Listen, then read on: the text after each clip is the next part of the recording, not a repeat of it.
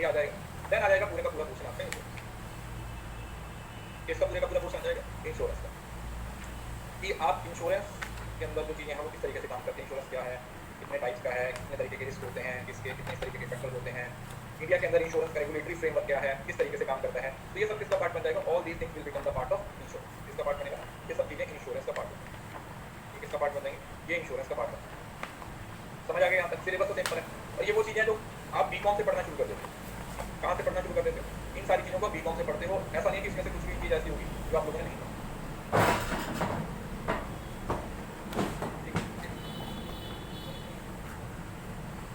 Simple things are nothing new, but those more functionality there is not required, but vastness is required. Financial system क्या होता है, कौन बताएगा, वो tell me, what is the meaning of financial system.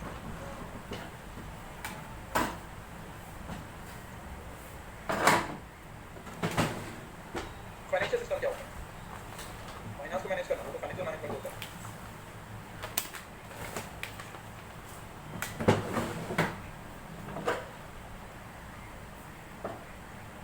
Financial system simple बोल सकते हो कि एक ऐसा सिस्टम है जो दो तरीके के लोगों को आपस में जोड़ने का काम करता है, जिनके पास ज़्यादा है उनसे लेता है, जिनके पास कम है उनको देता है,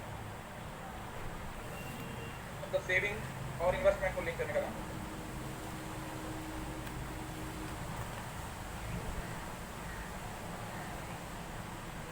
इसको सेविंग्स और इन्वेस्टमेंट को आपस में लिंक करने का काम करता है।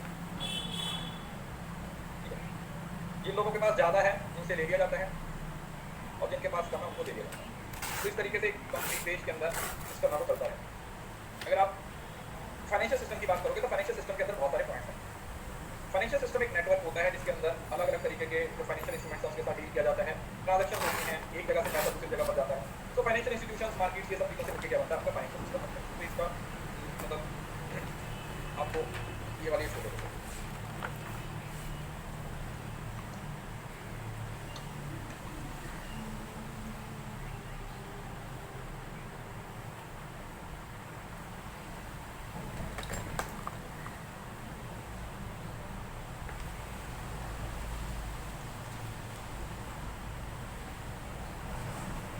पहले इस फोटो को देखो फिर हम डिटेल में बढ़ते हैं।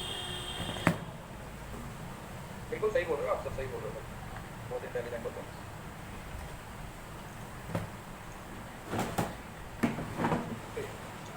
फाइनेंशियल सिस्टम के अंदर supply of fund and demand of fund को मैच किया जाता है, ठीक है।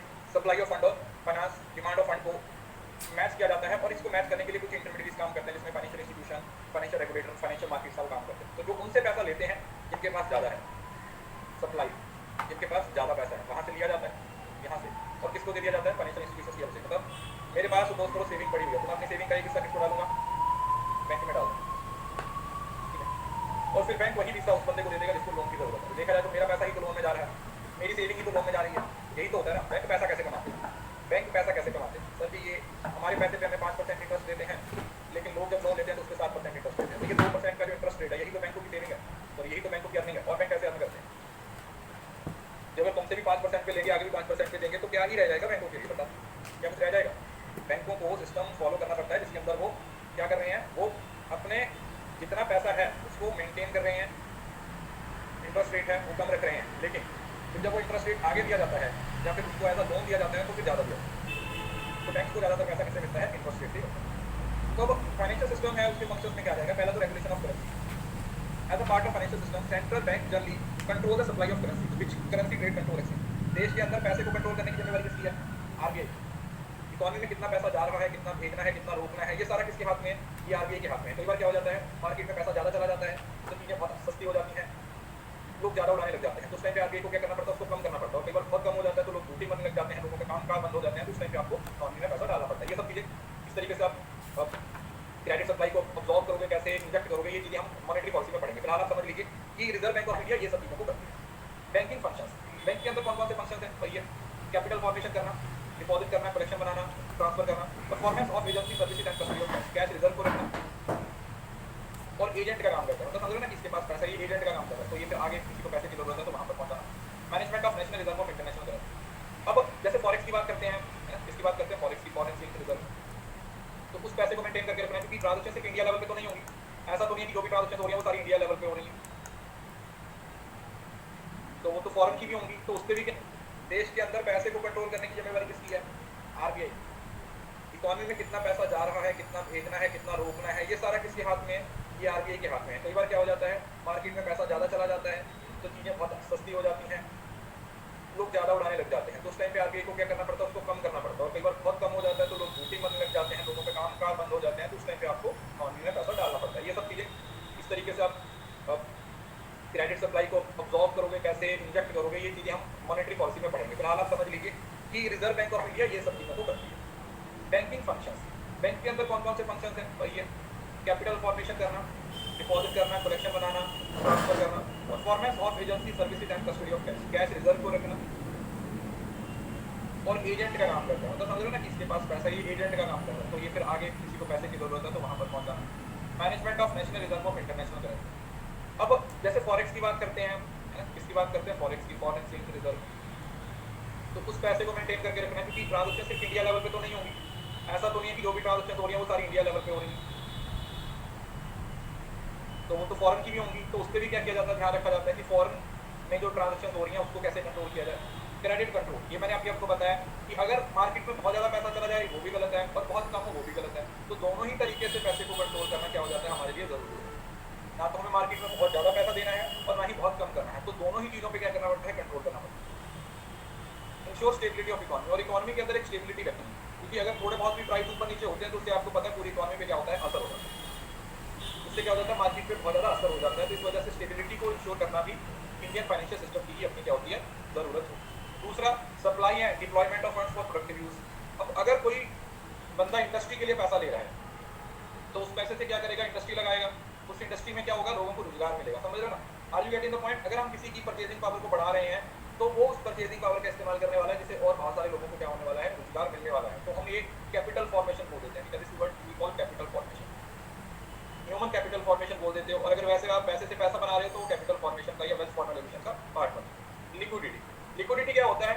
जो पैसा सॉफ्ट फॉर्म है, लिक्विड फॉर्म है, कैश फॉर्म है या कैश इक्विवेलेंट है, तो सारा पैसा समझ लो, provide holder of financial assets with chance to sell और लिक्विडिटी एसेट्स। जो भी एसेट्स होते हैं उनको किस तरीके से लिक्विडेट कर सकते हैं? जो ऑलरेडी देखो, या तो कैश में है ऑलरेडी, या फिर उसको 1 साल के अंदर, कितनी देर के अंदर? 1 ईयर के अंदर अंदर उसको कैश में कन्वर्ट किया जाए। क्लियर है? उसको लिक्विडेट, उसको 1 साल के अंदर अंदर क्या किया जा सकता है? कन्वर्ट किया जा सकता है। We can easily convert that amount.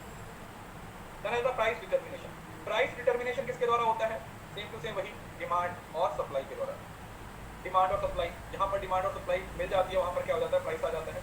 Information aggregation and control coordination, that means financial market access for collector and aggregation of information. तो जितने भी इंफॉर्मेशन की बात होती है, जितनी भी इंफॉर्मेशन की बात होती है उसका कंट्रोल किसके पास है? जैसे फाइनेंशियल मार्केट है तो वो आपको बताते हैं कि इस टाइम पे मार्केट में क्या चल रहा है, मार्केट में क्या चल रहा है, उसके अकॉर्डिंग लोग पैसा लगाते हैं, कुछ सामान खरीदते हैं, कुछ बेचते हैं, तो वो भी इंफॉर्मेशन, ठीक है, मार्केट इंफॉर्मेशन है, वो अपने आप में एक इंपॉर्टेंट रोल प्ले करती है। मार्केट इंफॉर्मेशन है वो अपने आप में एक इंपॉर्टेंट रोल प्ले करती है, ठीक है। पेपर के पॉइंट ऑफ व्यू से ज़्यादा जरूरी नहीं है, ठीक है, ये सिर्फ बेसिक अंडरस्टैंडिंग के लिए मैं आप लोगों को कुछ बताता हूँ। रिस्क शेयरिंग है, फाइनेंशियल मार्केट्स है, उसमें आप डेरिवेटिव्स की बात करते हैं,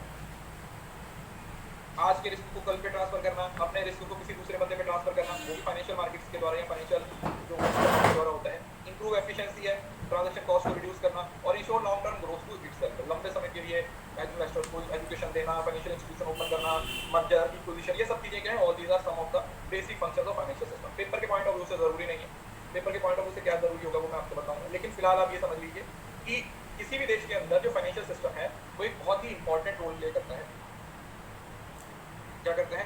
एक बहुत ही ज़्यादा इंपॉर्टेंट रोल प्ले करता है, और देश के अंदर अगर फाइनेंशियल सिस्टम नहीं होगा तो सारी चीज़ें क्या हो जाएंगी? तहस नहस हो जाएंगी, सारी चीज़ें खराब हो जाएंगी। तो जितना अच्छा फाइनेंशियल सिस्टम होगा, कई बार होता है ना सिस्टम क्रैश हो जाता है, जैसे ये आता है ना रिसेशन या फिर मंदी आ जाती है या सारी चीज़ें आ जाती है, ये किसकी वजह से होता है? क्योंकि जो हमारा सिस्टम होता है वो क्या हो जाता है? वो खराब हो जाता है, फाइनेंशियल सिस्टम खराब हो जाता है। अभी रिसेंट एग्जाम्पल देख लो श्रीलंका, श्रीलंका में यही तो हुआ, उनका जो फाइनेंशियल सिस्टम है वो क्रैश कर गया। तो सोचो पाकिस्तान भी इसी सिचुएशन में चल रहा है। तो फाइनेंशियल सिस्टम जब क्रैश होता है तो उसका असर एक बंदे पे नहीं पड़ता, उसका असर पूरी इकोनॉमी पे पड़ता है, हर बंदा उस चीज़ को क्या करता है? फेस करता है। इस वजह से फाइनेंशियल सिस्टम का स्टेबल रहना बहुत ज़्यादा जरूरी होता है। अब इंडिया के अंदर अगर फाइनेंशियल सिस्टम की बात की जाए तो कहीं कहीं पर आप लोगों को 3 हिस्से देखने को मिलेंगे और कहीं कहीं पर आपको इसके 4 हिस्से देखने को मिलेंगे। कई बार एसेट्स और इंस्ट्रूमेंट्स को अलग अलग रखा जाता है, लेकिन नॉर्मली हम 2-3 हिस्सों की बात करते हैं क्योंकि क्लासिफिकेशन इतनी इंपॉर्टेंट नहीं होती है। क्लासेस के अंदर क्या है वो इंपॉर्टेंट है। देखो पहला तो फाइनेंशियल एसेट्स और इंस्ट्रूमेंट्स। इंस्ट्रूमेंट्स का मतलब क्या होता है? वो इंस्ट्रूमेंट्स जिसका इस्तेमाल किया जाता है लोन लेने के लिए या देने के लिए। जैसे मार्केट, जितनी भी आपकी मार्केट है, चाहे वो मनी मार्केट हो, चाहे वो कैपिटल मार्केट हो, चाहे वो हाइब्रिड मार्केट हो, गवर्नमेंट मार्केट हो, ये सारे क्या है? All these are financial assets और फाइनेंशियल इंस्ट्रूमेंट्स। इसके अंदर हमारे पास फाइनेंशियल इंस्ट्रूमेंट्स आ जाते हैं। शॉर्ट टर्म हो गए अगर मनी मार्केट की बात की जाए, जो CRR, SLR, MSF वगैरह। फाइनेंशियल मार्केट्स का मतलब क्या होता है? जहां पर फाइनेंशियल ट्रांजैक्शंस होती हैं। तो इसमें ज्यादातर पेपर में पूछा जाता है या तो मनी मार्केट पूछी जाती है या कैपिटल मार्केट पूछी जाती है। इसके बारे में पूछा जाता है या तो कैपिटल मार्केट पूछा जाएगा या फिर मनी मार्केट पूछा जाएगा, और फिर ये भी आगे प्राइमरी और सेकेंडरी मार्केट का डिवाइड होता है। कई बार क्रेडिट मार्केट और फॉरेक्स मार्केट, मतलब जहां पर इंटरनेशनल ट्रांजैक्शन हो रही है और जहां पर लोन की चलती है। फाइनेंशियल इंटरमीडिएट इसमें क्या आ जाएगा? ये बैंक आ जाएंगे आपके। इंटरमीडिएट का मतलब क्या है? जो दोनों को आपस में लिंक करने का काम करता है। कौन करता है? तुम्हें पैसे की जरूरत है, जिसने पैसा रखा हुआ है उसके पास पैसा है, तुम्हें पैसे की जरूरत है, तो तुम्हें पैसा कहाँ से मिलेगा? तुम्हें बैंक से मिलेगा। तो बैंक क्या है यहाँ पर? इंटरमीडिएट। बैंक क्या है? इंटरमीडिएट का काम करता है ना।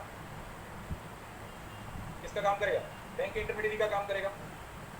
बैंक तुम्हारी जरूरतों को पूरा करेगा, मिडलमैन का काम करेगा। किसका काम करेगा? बैंक का मिडलमैन का काम करेगा। बैंक का मिडलमैन का काम करेगा। So these are some of the components of Indian financial system. सही कहा।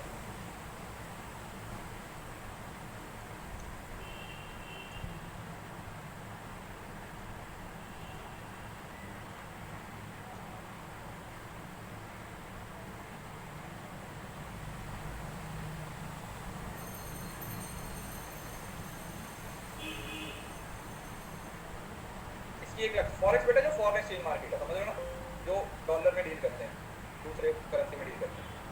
आप इसको भी देख सकते हो कि ये क्लासिफिकेशन। जैसे फाइनेंशियल इंस्टीट्यूशन आ गया सबसे पहले ना, जिसको फाइनेंशियल इंटरमीडिएट्स का नाम दे देते हैं, उसको फाइनेंशियल इंस्टीट्यूशन बोलते हैं। अब इंडिया के अंदर इंस्टीट्यूशन दो तरीके के हो सकते हैं, या तो बैंकिंग हो सकते हैं या फिर नॉन बैंकिंग हो सकते हैं। नॉन बैंक NBFC है ना। अगर बैंकिंग है तो उसके अंदर हमारे पास अलग अलग टाइप्स आ जाती हैं। कुछ कमर्शियल बैंक हो सकते हैं, कोऑपरेटिव, रीजनल और फॉरेन बैंक। और जो कमर्शियल बैंक है वो आगे दो पार्ट में डिवाइड किए गए हैं। कौन कौन से? प्राइवेट बैंक और पब्लिक बैंक। किसमें डिवाइड किए गए?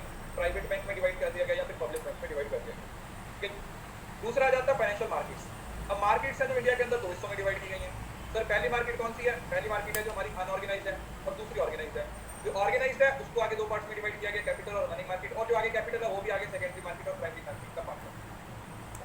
फाइनेंशियल एसेट्स और इंस्ट्रूमेंट्स, इसके अंदर आपके जो जितने भी मनी मार्केट और कैपिटल मार्केट के इंस्ट्रूमेंट्स हैं वो सब इसका पार्ट होने के लिए। किस कौन से?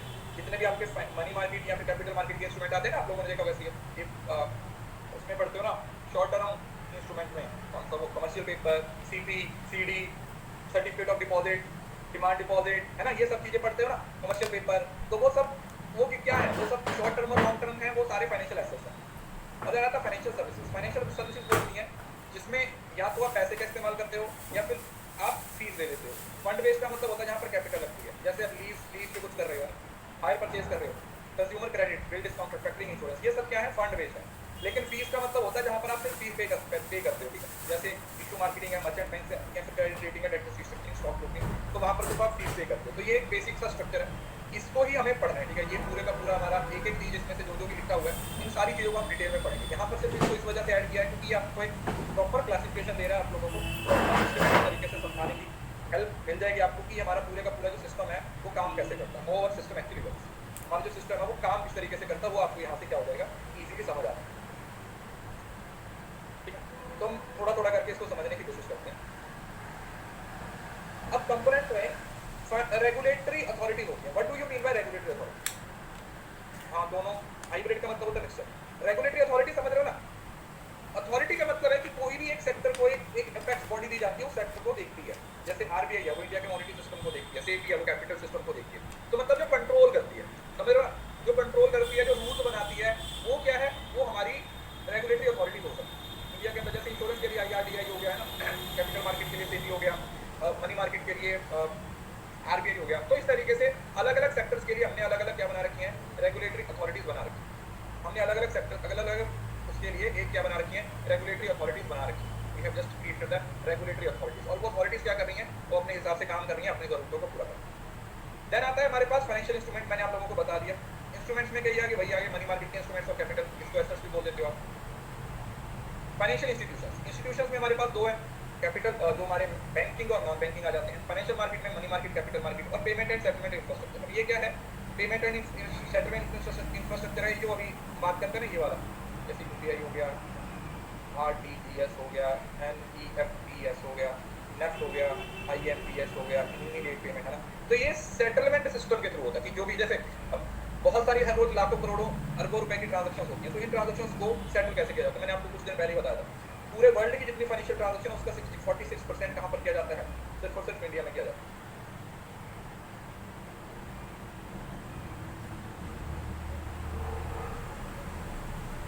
जितनी ट्रांजेक्शन होती हैं सारे का सारा 46% इंडिया में करना किया जाता है। तो जैसे देखो, ये रेगुलेटरी अथॉरिटी है, सेंट्रल बैंकिंग रेगुलेटरी अथॉरिटी। तो इंडिया के अंदर बैंकिंग को कौन देख रहा है? सर, बैंकिंग को रेगुलेट करने का काम कौन कर रहा है? Reserve bank of India, that is central bank of India.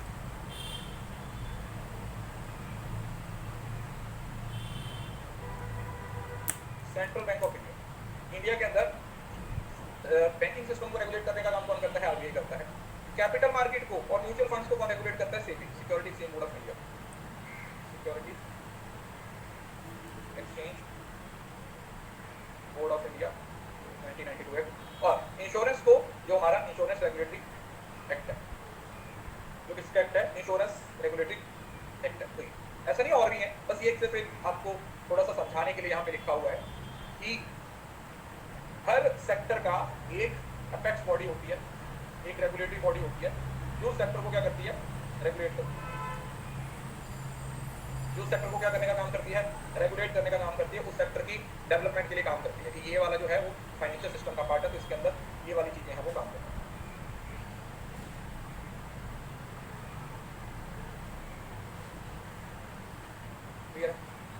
जैसे रिजर्व बैंक ऑफ इंडिया है, अब ये वैसे तो आगे बहुत डिटेल में आएगा, यहाँ पर मोटा मोटा देख लीजिए क्योंकि पूरी क्लास एक पूरा चैप्टर इसका आएगा।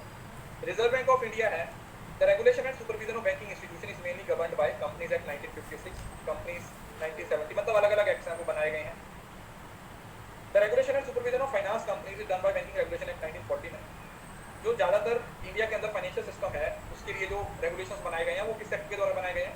Banking regulation act 1949। और आरबीआई का एक्ट कौन सा है? 1935। आरबीआई का एक्ट कौन सा है? 1935। आरबीआई का एक्ट कौन सा है? 1935 है। और इंडिया के अंदर जो फाइनेंस से रिलेटेड या सुपरविजन से रिलेटेड जो ज्यादातर पॉलिसी बनाई जाती हैं वो जो बैंकिंग रेगुलेशन एक्ट 1949 है उसके अंदर बनाई जाती है। उसके साथ साथ कुछ अलग अलग इंडिविजुअल अथॉरिटीज भी काम करती हैं, जैसे एक एसबीआई एक्ट है ना, स्टेट बैंक ऑफ इंडिया 1956 जो इंपीरियल बैंक से बना था। उसके बाद आईडीबीआई, ये भी टाइम टू टाइम चेंज होता रहा है। इंडस्ट्रियल फाइनेंस कॉर्पोरेशन 1993, नबार्ड 1981, 82 है, नेशनल हाउसिंग बैंक एक्ट है, deposit insurance and credit guarantee corporation. ठीक है, इनका सब आगे लिस्ट आएगी। एक चीज याद रखो भी प्लीज, थोड़ा सा साइड पे, ये जितने भी किसी भी एक्ट का नाम आ रहा है ना तो उसको एक बार गूगल करके ना एटलीस्ट उसका ईयर साथ ही साथ नोट डाउन करते जाएं, क्योंकि आजकल पेपर में सवाल पूछे जाते हैं असेंडिंग और डिसेंडिंग ऑर्डर में।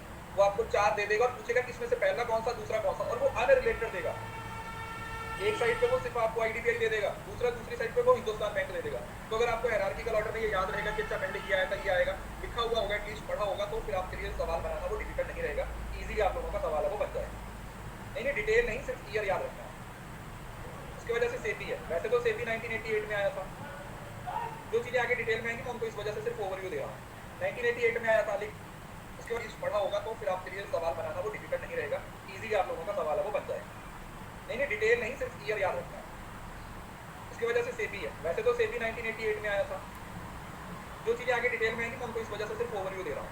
1988 में आया था, लेकिन एक्ट कब बना था? ये 1992 में बना था। ठीक है, 1992 में क्या बना था? ये एक्ट बना था, लेकिन आया तो सेबी को बना दिया था 1988 में, लेकिन तब ये स्टैट्यूटरी बॉडी नहीं थी। फिर इसको स्टैट्यूटरी बॉडी बनाया गया, मतलब by the act of parliament, लिखा हुआ security exchange board of India act 1992 to protect the interest of investor. तो सेबी क्या करता है? भाई जो इन्वेस्टर्स हैं उनके इंटरेस्ट को प्रोटेक्ट करता है, जो इन्वेस्टर्स हैं उनके इंटरेस्ट को प्रोटेक्ट करने का काम करता है ना, उनके इंटरेस्ट को प्रोटेक्ट करने का काम करता है। देन आ जाता है IRDA, insurance regulatory and development authority. ये किसके लिए डील करता है? 1999 में बनाया गया था। तो ये पूरे का पूरा किसके साथ डील करता है? ये पूरे का पूरा आपका इंश्योरेंस सेक्टर के साथ डील करता है। किसके साथ करता है? इंश्योरेंस सेक्टर, मतलब इंश्योरेंस के लिए अलग से बॉडी बना रखी है हमने, जो पूरा इंश्योरेंस के लिए रूल बनाएगा, इंश्योरेंस के लिए एक्ट बनाएगा कि इंश्योरेंस कैसे होनी चाहिए, उसके अंदर कौन कौन सी चीज़ें सही हैं, कौन कौन सी चीज़ें गलत हैं, इन सारी चीज़ों पे ये क्या करता है, काम करता है। इंश्योरेंस से रिलेटेड ये क्या करता है, सारी चीज़ों पे काम करता है। That is also very important. ठीक है, तो ये इंश्योरेंस सेक्टर के बारे में क्या करता है, बात करता है। उसके बाद आता है फाइनेंशियल इंस्टीट्यूशन। अब दो तरीके के फाइनेंशियल इंस्टीट्यूशन हैं। एक वो जो आरबीआई के द्वारा मैनेज किए जाते हैं।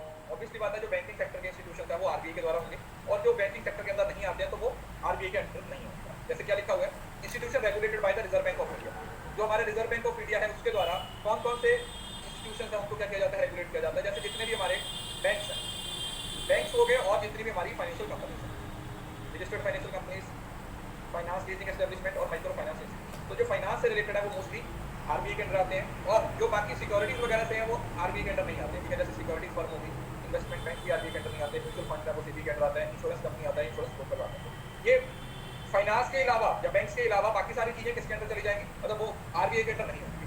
अगर किसी बैंक की बात हो रही है, चाहे वो प्राइवेट बैंक है, पब्लिक बैंक है, या फिर फाइनेंशियल इंस्टीट्यूशंस की बात कर रहे हैं, पैसे की बात कर रहे हैं, तो वो सब किसके अंडर आ रहा है, वो आरबीआई के अंडर आ रहा है। और बाकी सबके लिए अलग अलग बनाया हुआ, मतलब ऐसा नहीं कि सारे सेबी के अंडर है। जैसे ये दोनों किसके अंडर आ रहे हैं, आईआरडी के अंडर आ रहे हैं, म्यूचुअल फंड्स हैं, और जो कैपिटल मार्केट है वो आपकी इसके अंदर। इन सभी के अपने अपने रेगुलेटर। ये सिर्फ इस वजह से समझाया हुआ है यहाँ पर कि आपको ये पता चले कि आरबीआई का काम अलग है, आरबीआई का जो एरिया है वो अलग है। उसके अलावा भी बहुत सारी चीजें हैं जो आरबीआई के अंदर नहीं आती। आरबीआई के अंदर काफी सारी चीजें आती हैं, और उसके साथ साथ बहुत सारी चीजें जो आरबीआई के अंदर नहीं आती। तो अगर आप आरबीआई को पढ़ते हो तो इसके अंदर आप दो ही चीजें देख रहे हो, बैंक्स और फाइनेंशियल।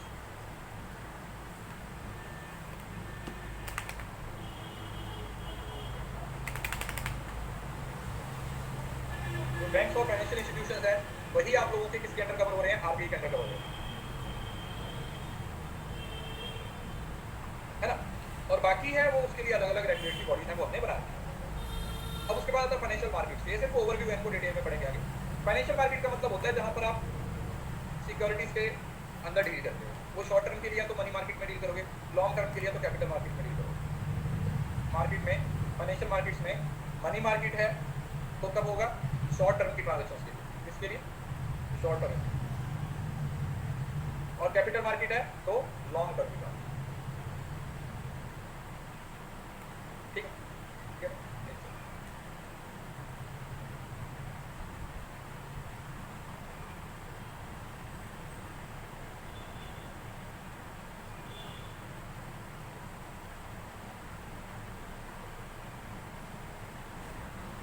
जिन सिक्योरिटीज की जो मेच्योरिटी होती है वो 1 साल या उससे कम होती है, 12 महीने की जिनकी सिक्योरिटी होती है, वो आप कहाँ पे डील करते हो, उन सिक्योरिटीज के साथ आप डील करते हो मनी मार्केट में।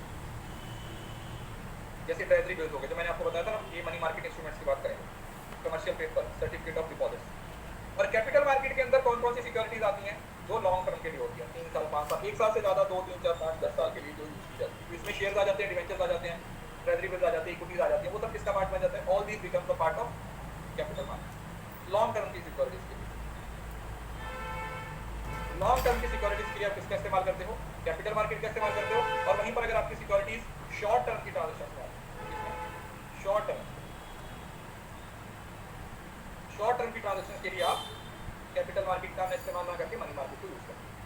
और ये हमारे कुछ फाइनेंशियल इंस्टीट्यूशन हैं, इसमें से मैं मोटा मोटा आप लोगों को बताऊंगा जो आपके एग्जाम के पॉइंट ऑफ व्यू से जरूरी है। उसके बाद आगे ये आपके पेपर में जो अलग अलग टॉपिक्स हैं उसके अंदर ये कवर होते जाते हैं। जैसे सबसे पहले डिपॉजिट्स की बात करते हैं। डिपॉजिट्स क्या होते हैं, जो पैसा आप किसी फाइनेंशियल इंस्टीट्यूशंस में रखते हैं, है ना, आपकी सेविंग जो डिपॉजिट कर रही है आपने ना, डिपॉजिट कर रही है, तो अलग अलग डिपॉजिट्स होते हैं। डिमांड डिपॉजिट्स हो सकते हैं, सेविंग डिपॉजिट्स हो सकते हैं, और फिक्स्ड और टाइम डिपॉजिट हो सकते हैं। मतलब समझ रहे हो ना। जैसे डिमांड डिपॉजिट का मतलब क्या होता है, mainly use for transaction purpose and for the safe keeping of funds. Demand का मतलब क्या है, जब आप डिमांड करोगे आपको आपका पैसा मिल जाएगा। डिमांड मतलब वही, डिमांड डिपॉजिट का मतलब है कि आपको आपका पैसा आपकी डिमांड के अकॉर्डिंग मिल जाएगा। दूसरा होता है सेविंग। सेविंग अकाउंट होता है तो उसमें फिर सेविंग जो होती है आपकी मंथली, जैसे मंथली आपके अकाउंट से कुछ पैसा कट जाता है, मंथली होता है, उस पर आपको इंटरेस्ट मिलता रहता है। वो मंथली हो सकता है, 3 मंथली हो सकता है, वीकली हो सकता है। और फिक्स्ड और टाइम डिपॉजिट जिसको आप एफडी बोल सकते हो, इसको आप टाइम से पहले नहीं निकलवा सकते। अगर आपने 5 साल की एफडी रख दी तो 5 साल से पहले उसको आप तोड़वा नहीं सकते। अगर आपने 5 साल से पहले उसको तोड़वा लिया तो फिर आपको उसमें ना तो पूरा पैसा मिलेगा, इंटरेस्ट, मतलब समझ रहे हो ना, वो खराब हो जाएगा। एफडी में पैसा लगाने से पहले हम यही सोचते हैं मतलब इस पे रेट ऑफ इंटरेस्ट वो ज़्यादा होता है, क्योंकि आपका पैसा लंबे समय के लिए क्या होता है बैंक के पास फंस जाता है। लेकिन अगर आप उसको टाइम से पहले क्या कर लेते हो, निकलवा लेते हो, तो फिर आपको इंटरेस्ट भी कम मिलता है, एफडी ब्रेक हो जाती है और भी आपको पेनल्टी भी लगती है, बहुत सारी चीज़ें उसमें देखने को मिलती है। तो एफडी है उस पर आपको रेट ऑफ इंटरेस्ट तो ज़्यादा मिलता है, लेकिन दिक्कत यही है कि अगर आपने उसमें पैसा डाल दिया तो फिर वो पैसा आपको कब वापस मिलेगा, कितना मिलेगा, इसके बारे में हम कुछ कन्फर्म नहीं करेंगे। कितना मिलेगा, कैसे मिलेगा, उसके बारे में हम कुछ कह नहीं सकते। यू कांट से लोन तो आपको पता ही है भाई, specific sum of money provided by the lender used by financial institutions to borrow. तो इसकी कुछ कंडीशंस होती हैं जो एक पर्टिकुलर टाइम पे आपको क्या करना पड़ता है, वापस करना पड़ता है। और अगर आप वापस नहीं करते हो तो उसके क्या क्या सर्कमस्टेंसेस हो सकते हैं वो आप लोगों को पता ही है। क्या क्या सर्कमस्टेंसेस हो सकते हैं वो तो आपको पता ही है। देन है द ट्रेजरी बिल्स, टीवी बोल देते हैं इसको। ये सरकार के द्वारा इशू की गई जीरो रिस्क सिक्योरिटीज होती है। ट्रेजरी मतलब गवर्नमेंट के द्वारा, ट्रेजरी का मतलब हुआ गवर्नमेंट के द्वारा। तो ये गवर्नमेंट की सिक्योरिटीज होती है जिनकी मेच्योरिटी 1 साल की होती है। इंडिया के अंदर 191 डेज के लिए, 82 डेज के लिए, 364 डेज के लिए। ये सिक्योरिटीज किसकी होती हैं? सर ये सिक्योरिटीज तो गवर्नमेंट की होती हैं, लेकिन इसको इशू कौन करता है? आरबीआई। मतलब ये गवर्नमेंट की सिक्योरिटीज हैं और इनको इशू कौन करता है? इनको आरबीआई के द्वारा इशू किया जाता है। इनको किसके द्वारा इशू किया जाता है? इनको आरबीआई के द्वारा इशू किया जाता है। ऑल दी सिक्योरिटीज आर क्या है? ये क्या है? ये सब गवर्नमेंट की सिक्योरिटीज हैं, लेकिन गवर्नमेंट की सिक्योरिटीज हैं, लेकिन इशू किसके द्वारा किया जाता है? आरबीआई के द्वारा on the behalf of central government. Central government के बिहाफ पे इसको इशू किया जाता है, सेंट्रल गवर्नमेंट के बिहाफ। देन है ट्रेजरी बॉन्ड्स। अब ये भी वही है, ये बॉन्ड्स होते हैं, मीडियम से लॉन्ग टर्म के बॉन्ड्स होते हैं, 2 से 20 साल तक, गारंटीड बाय द गवर्नमेंट। मतलब इसमें कोई रिस्क नहीं होता। अगर आप सरकार के गवर्नमेंट के बॉन्ड्स में या गवर्नमेंट की सिक्योरिटीज में पैसा लगा देते हो तो वो क्या हो जाता है? वो रिस्क फ्री होता है। आपको पता है कि अगर आपको रिटर्न नहीं मिलेगी तो आपका पैसा नहीं डूबेगा, है? आपका पैसा नहीं डूबेगा, आपका पैसा सेफ रहेगा। क्यों? क्योंकि सरकार तो आपका पैसा लेके नहीं भाग जाएगी ना। तो इसी वजह से ये ट्रेजरी बिल्स या ट्रेजरी बॉन्ड्स, तो इसमें जीरो रिस्क होता है। जीरो रिस्क का मतलब क्या होता है कि कुछ भी हो जाए सरकार आपके पैसे को डूबने नहीं देगी। ये सिक्योर्ड होती है, ये सिक्योर्ड होता है, ठीक है। गवर्नमेंट सिक्योरिटीज होते हैं तो जीरो रिस्क होता है। Repurchase agreement, repo. अब रेपो का मतलब क्या होता है? रीपर्चेज, कि पहले आप बेच देते हो और बाद में आप प्रॉमिस करते हो कि हम खरीद लेंगे। Repurchase agreement arrangement involve transaction between two parties that agree to sell and repurchase the same securities. आज आप उसको क्या कर रहे हो? सेल कर रहे हो और एक प्रॉमिस करते हो कि इतनी पर्टिकुलर टाइम पे आके मैं इसको दोबारा परचेज कर लूंगा। जैसे रीपर्चेज एग्रीमेंट बाय बैक की तरह होता है। आज आप सब कुछ डिसाइड कर लोगे, बेचने का भी खरीदने का भी रेट, और आने वाले पर्टिकुलर टाइम पे उसको क्या कर लोगे? उसको दोबारा खरीद लो, ठीक है। आरबीआई के अंदर जो हमारी जो है ना, इसके रेट होते हैं, ठीक है। रेपो, रिवर्स रेपो रेट आप लोगों ने पढ़ा होगा, बैंक रेट है। तो ये मोस्टली शॉर्ट टर्म के लिए होते हैं। क्या होती है? शॉर्ट टर्म के लिए ट्रांजेक्शन होते हैं। Under repurchase agreement the seller sell the specific securities buyer with an agreement to purchase at the same और mutually decided to date of purchase. तो आज आप बेच रहे हो तो उससे प्रॉमिस कर रहे हो कि इतनी तारीख को पैसे वापस करेंगे। ये आरबीआई के द्वारा होती हैं और ये आप ट्रेजरी सिक्योरिटीज वगैरह नेट करेंसी ट्रांजैक्शन में क्या कर सकते हो? कर सकते हो। तो आपको कौन कंट्रोल कर रहा है? आरबीआई के द्वारा किया जा रहा है। किसके द्वारा? Reserve bank of India. किसके द्वारा बेटा? आरबीआई के द्वारा इसको क्या किया जा रहा है? कंट्रोल किया। It is controlled by RBI, reserve bank of India. Then है कमर्शियल पेपर। कमर्शियल पेपर क्या होता है? नहीं, ये सब चीजें डिटेल में आगे आएंगी। अगर आप नोट नहीं भी बना रहे हो तो भी कोई दिक्कत नहीं है, सिर्फ समझ लो। कमर्शियल पेपर क्या होता है? ये प्राइवेट इंस्टीट्यूशंस के द्वारा इशू किया जाता है और इसके लिए कंपनी को अपनी क्रेडिट वर्दीनेस वो साबित करनी पड़ती है। ये शॉर्ट टर्म होते हैं और नॉन कोलैटराइज्ड, अनसिक्योर्ड होते हैं। अनसिक्योर्ड है तो आपका पैसा डूब भी सकता है। तो अगर किसी भी इंस्टीट्यूशंस को सीपी इशू करने हैं तो उसके लिए उसको क्रिसल वगैरह में है ना, क्रेडिट जो रेटिंग देती हैं कंपनीज, तो उसमें क्रेडिट रेटिंग है वो पहले करवानी पड़ती है। अगर आप उस पैरामीटर को, मतलब इसकी कंडीशन है 4 करोड़ आपकी नेट कैपिटल होना चाहिए, वो आगे बढ़ेगी। लेकिन सीपी के अंदर आप लोगों को अपनी क्रेडिट रेटिंग पे क्या करना पड़ता है? ध्यान देना पड़ता है इस पे, क्रेडिट रेटिंग पे। अगर आप क्रेडिट रेटिंग वाली कंडीशन को पूरा कर रहे हो तभी आप सीपी इशू कर सकते हो, और ये अनसिक्योर्ड होगा कमर्शियल पेपर। और ये बैंक्स वगैरह के द्वारा इशू नहीं किए जाते, ये ज्यादातर प्राइवेट इंस्टीट्यूशंस के द्वारा इशू किया जाता है। इसके द्वारा प्राइवेट इंस्टीट्यूशंस के द्वारा इसको इशू किया जाता है। These are issued by the private institution. Credit rating मतलब क्रेडिट वर्दीनेस, कि अगर आप किसी को लोन देते हो तो क्या आपकी वापस करने की क्षमता है या नहीं।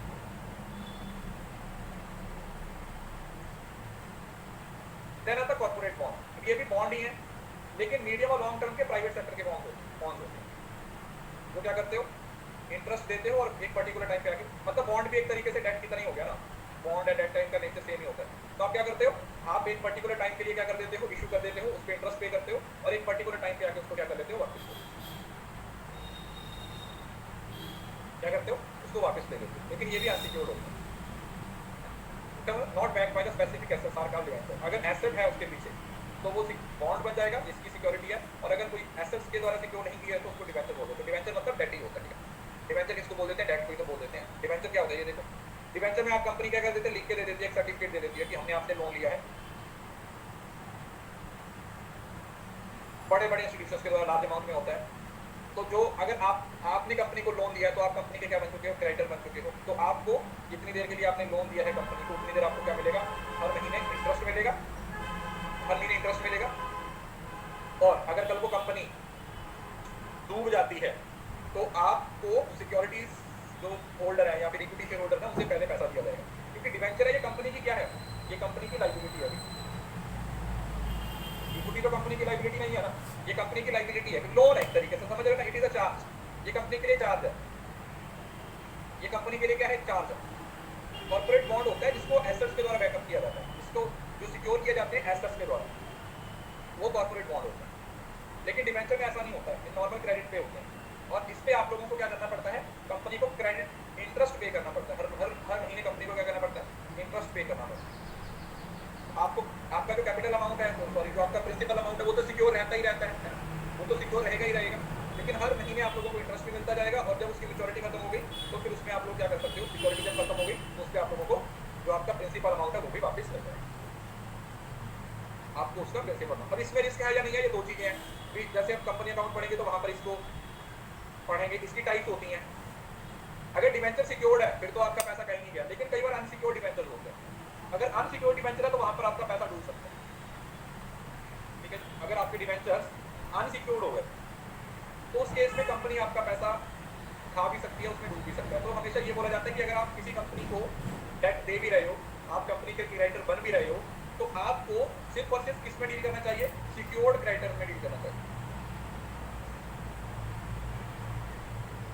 Secured debenture. अनसिक्योर्ड में सू थोड़ी कर सकते हो।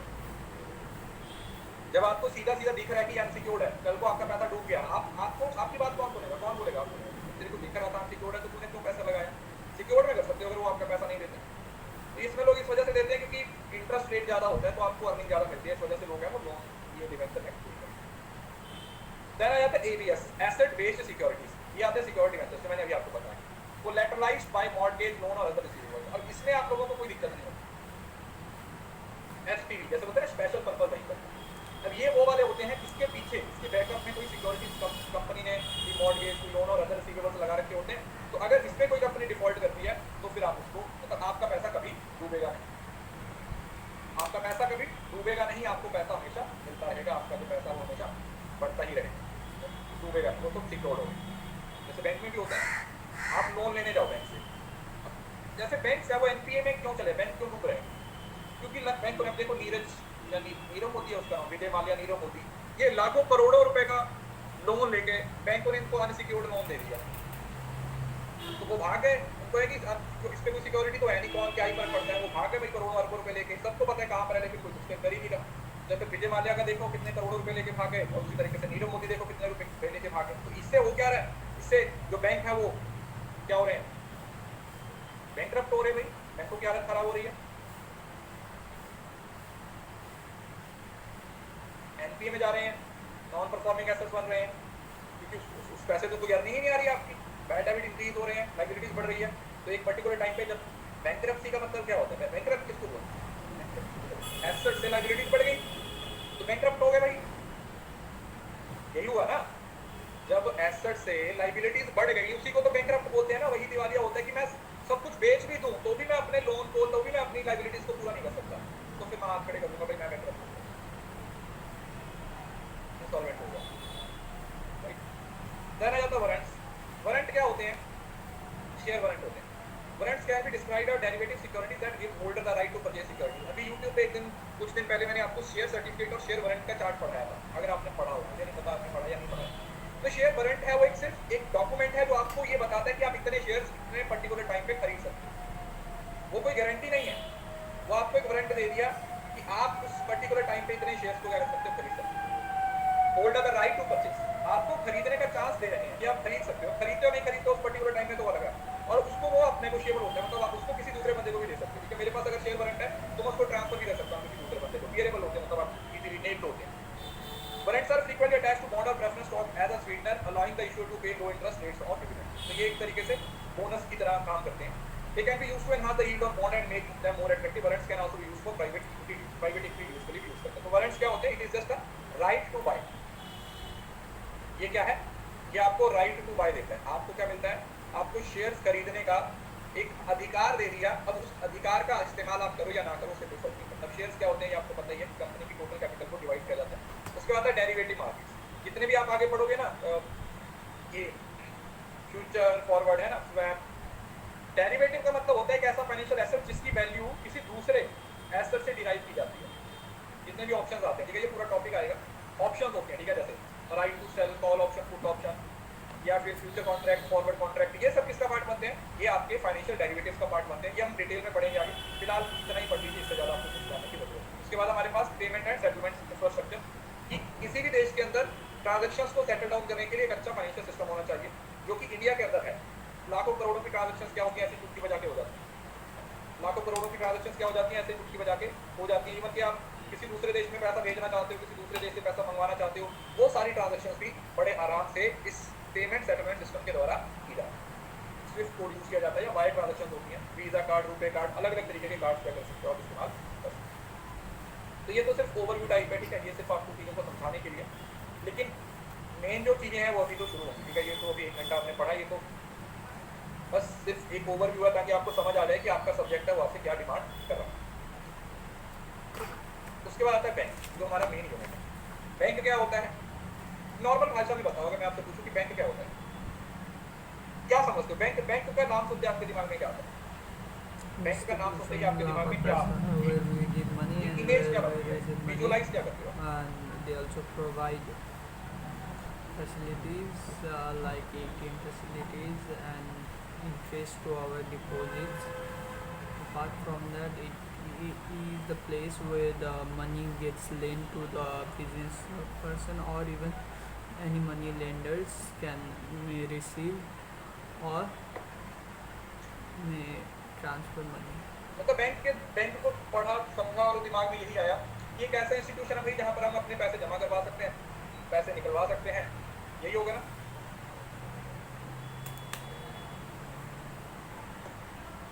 तो फाइनेंशियल इंस्टीट्यूशन है एक ऐसी फाइनेंशियल इंटरमीडिएट है जहाँ पर हम अपना ज़्यादा पैसा रख सकते हैं, टाइम जरूरत पड़ती है तो हम लोन भी ले सकते हैं। तो ये सब चीज़ें इसका क्या बनता है, पार्ट।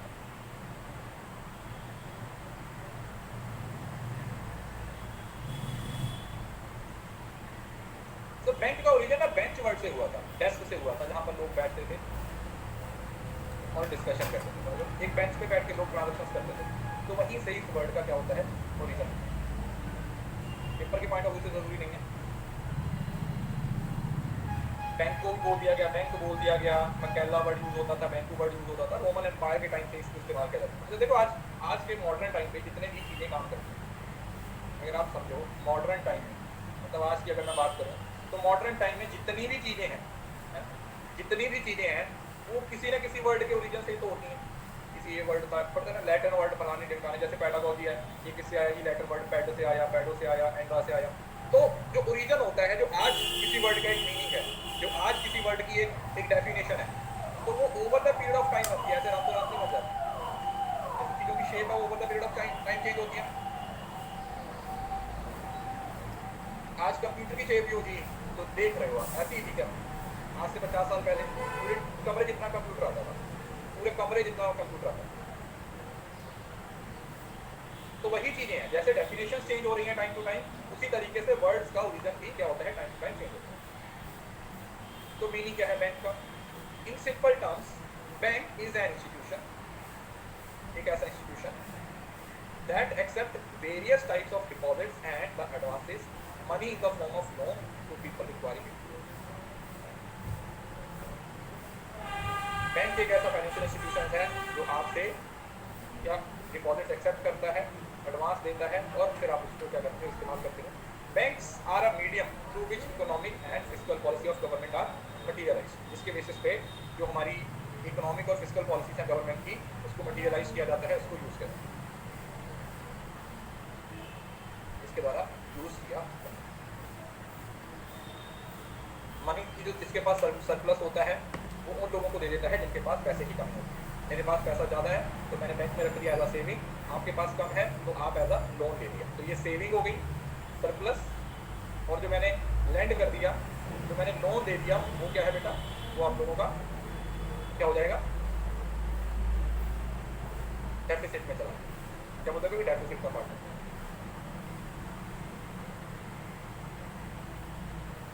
है ना।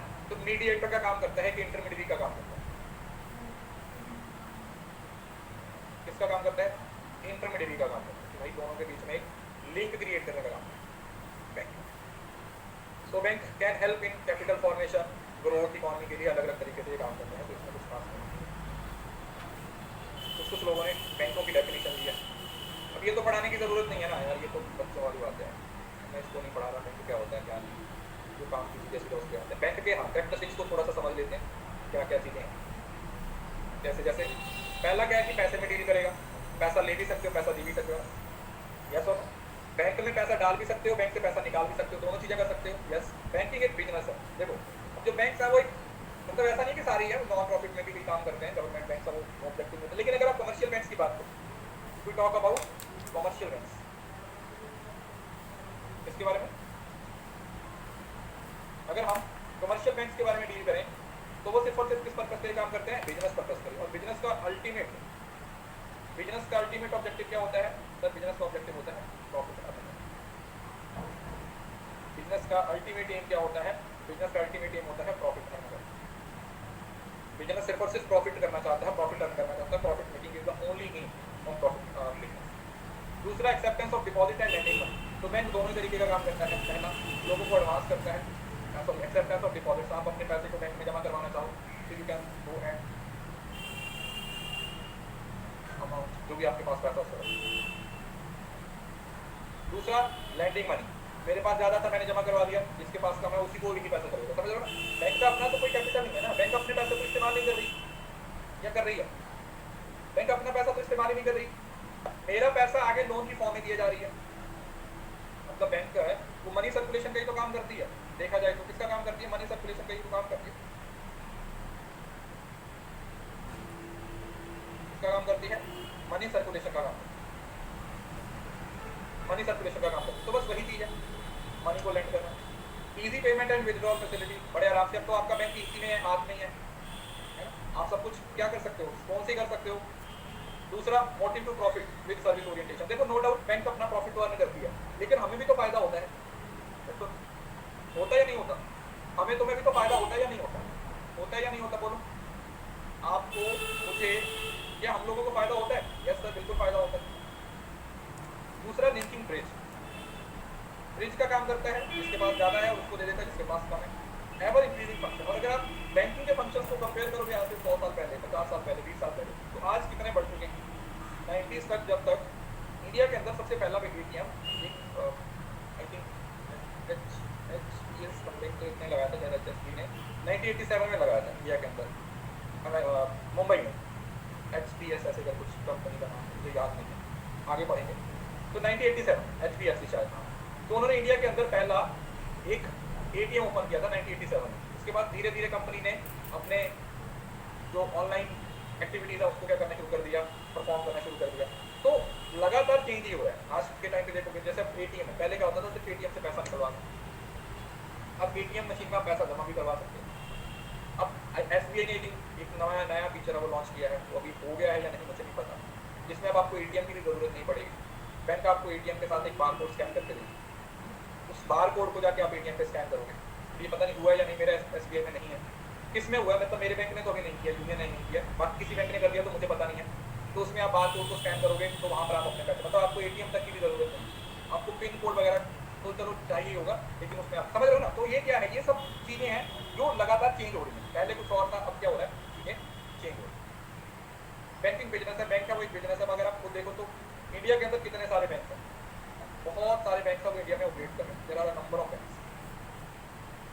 इंडिया के अंदर कितने सारे बैंक हैं वो क्या कर रहे हैं, कोऑपरेट कर रहे हैं या नहीं कर रहे हैं, बहुत सारे बैंक हैं जो ऑपरेट कर रहे हैं। और नेम आइडेंटिटी, बैंक को अपने नाम के साथ बैंक लगाना पड़ता है, Union Bank, State Bank of India, Punjab and Sind Bank, Punjab National Bank, समझ लो। तो हर किसी को जैसे वही कंपनी के रूल बनाए हुए हैं। अगर देखा जाए तो बैंक भी तो कंपनी है, एक private limited company, public limited company, तो इनको भी अपने नाम के साथ एक आइडेंटिटी दिखानी पड़ती है ताकि आपको पता चले कि अच्छा ये बैंक है, आपको ये पता चले कि अच्छा हम किसकी बात कर रहे हैं, हम बैंक की बात कर रहे हैं, we are talking about bank. अच्छा किसकी बात कर रहे हैं सर, हम बैंक की बात कर रहे हैं। किसके बारे में बात कर रहे हैं, हम बैंक के बारे में बात कर रहे हैं, हम बैंक के बारे में बात कर रहे हैं। कैपिटल फॉर्मेशन, अब देखो बैंक है वो कैपिटल फॉर्मेशन में एक बड़ा रोल प्ले करता है। The rate of saving is generally low in an under developed economy due to existence of deep rooted poverty. Even the potential saving of country cannot be realized due to lack of adequate banking facilities to mobilize dormant services and to make them available to entrepreneur to producing service the development of sound system. क्योंकि देखो जितना अच्छा किसी देश का sound system होगा, जैसे मैंने भी आपको बताया था कि लोगों को लोन दिया जाता है, फिर उससे वो इंडस्ट्री लगाते हैं, उससे लोगों को जॉब मिलती है, नई क्रिएशन होती हैं, जॉब्स की क्रिएशन होती है, कैपिटल की क्रिएशन होती है। तो इसमें भी एक बड़ा अहम रोल है जो कौन प्ले करते हैं, बैंक्स के द्वारा एक इंपॉर्टेंट रोल क्या किया जाता है, प्ले किया जाता है। Banks play an important role in this system, an important.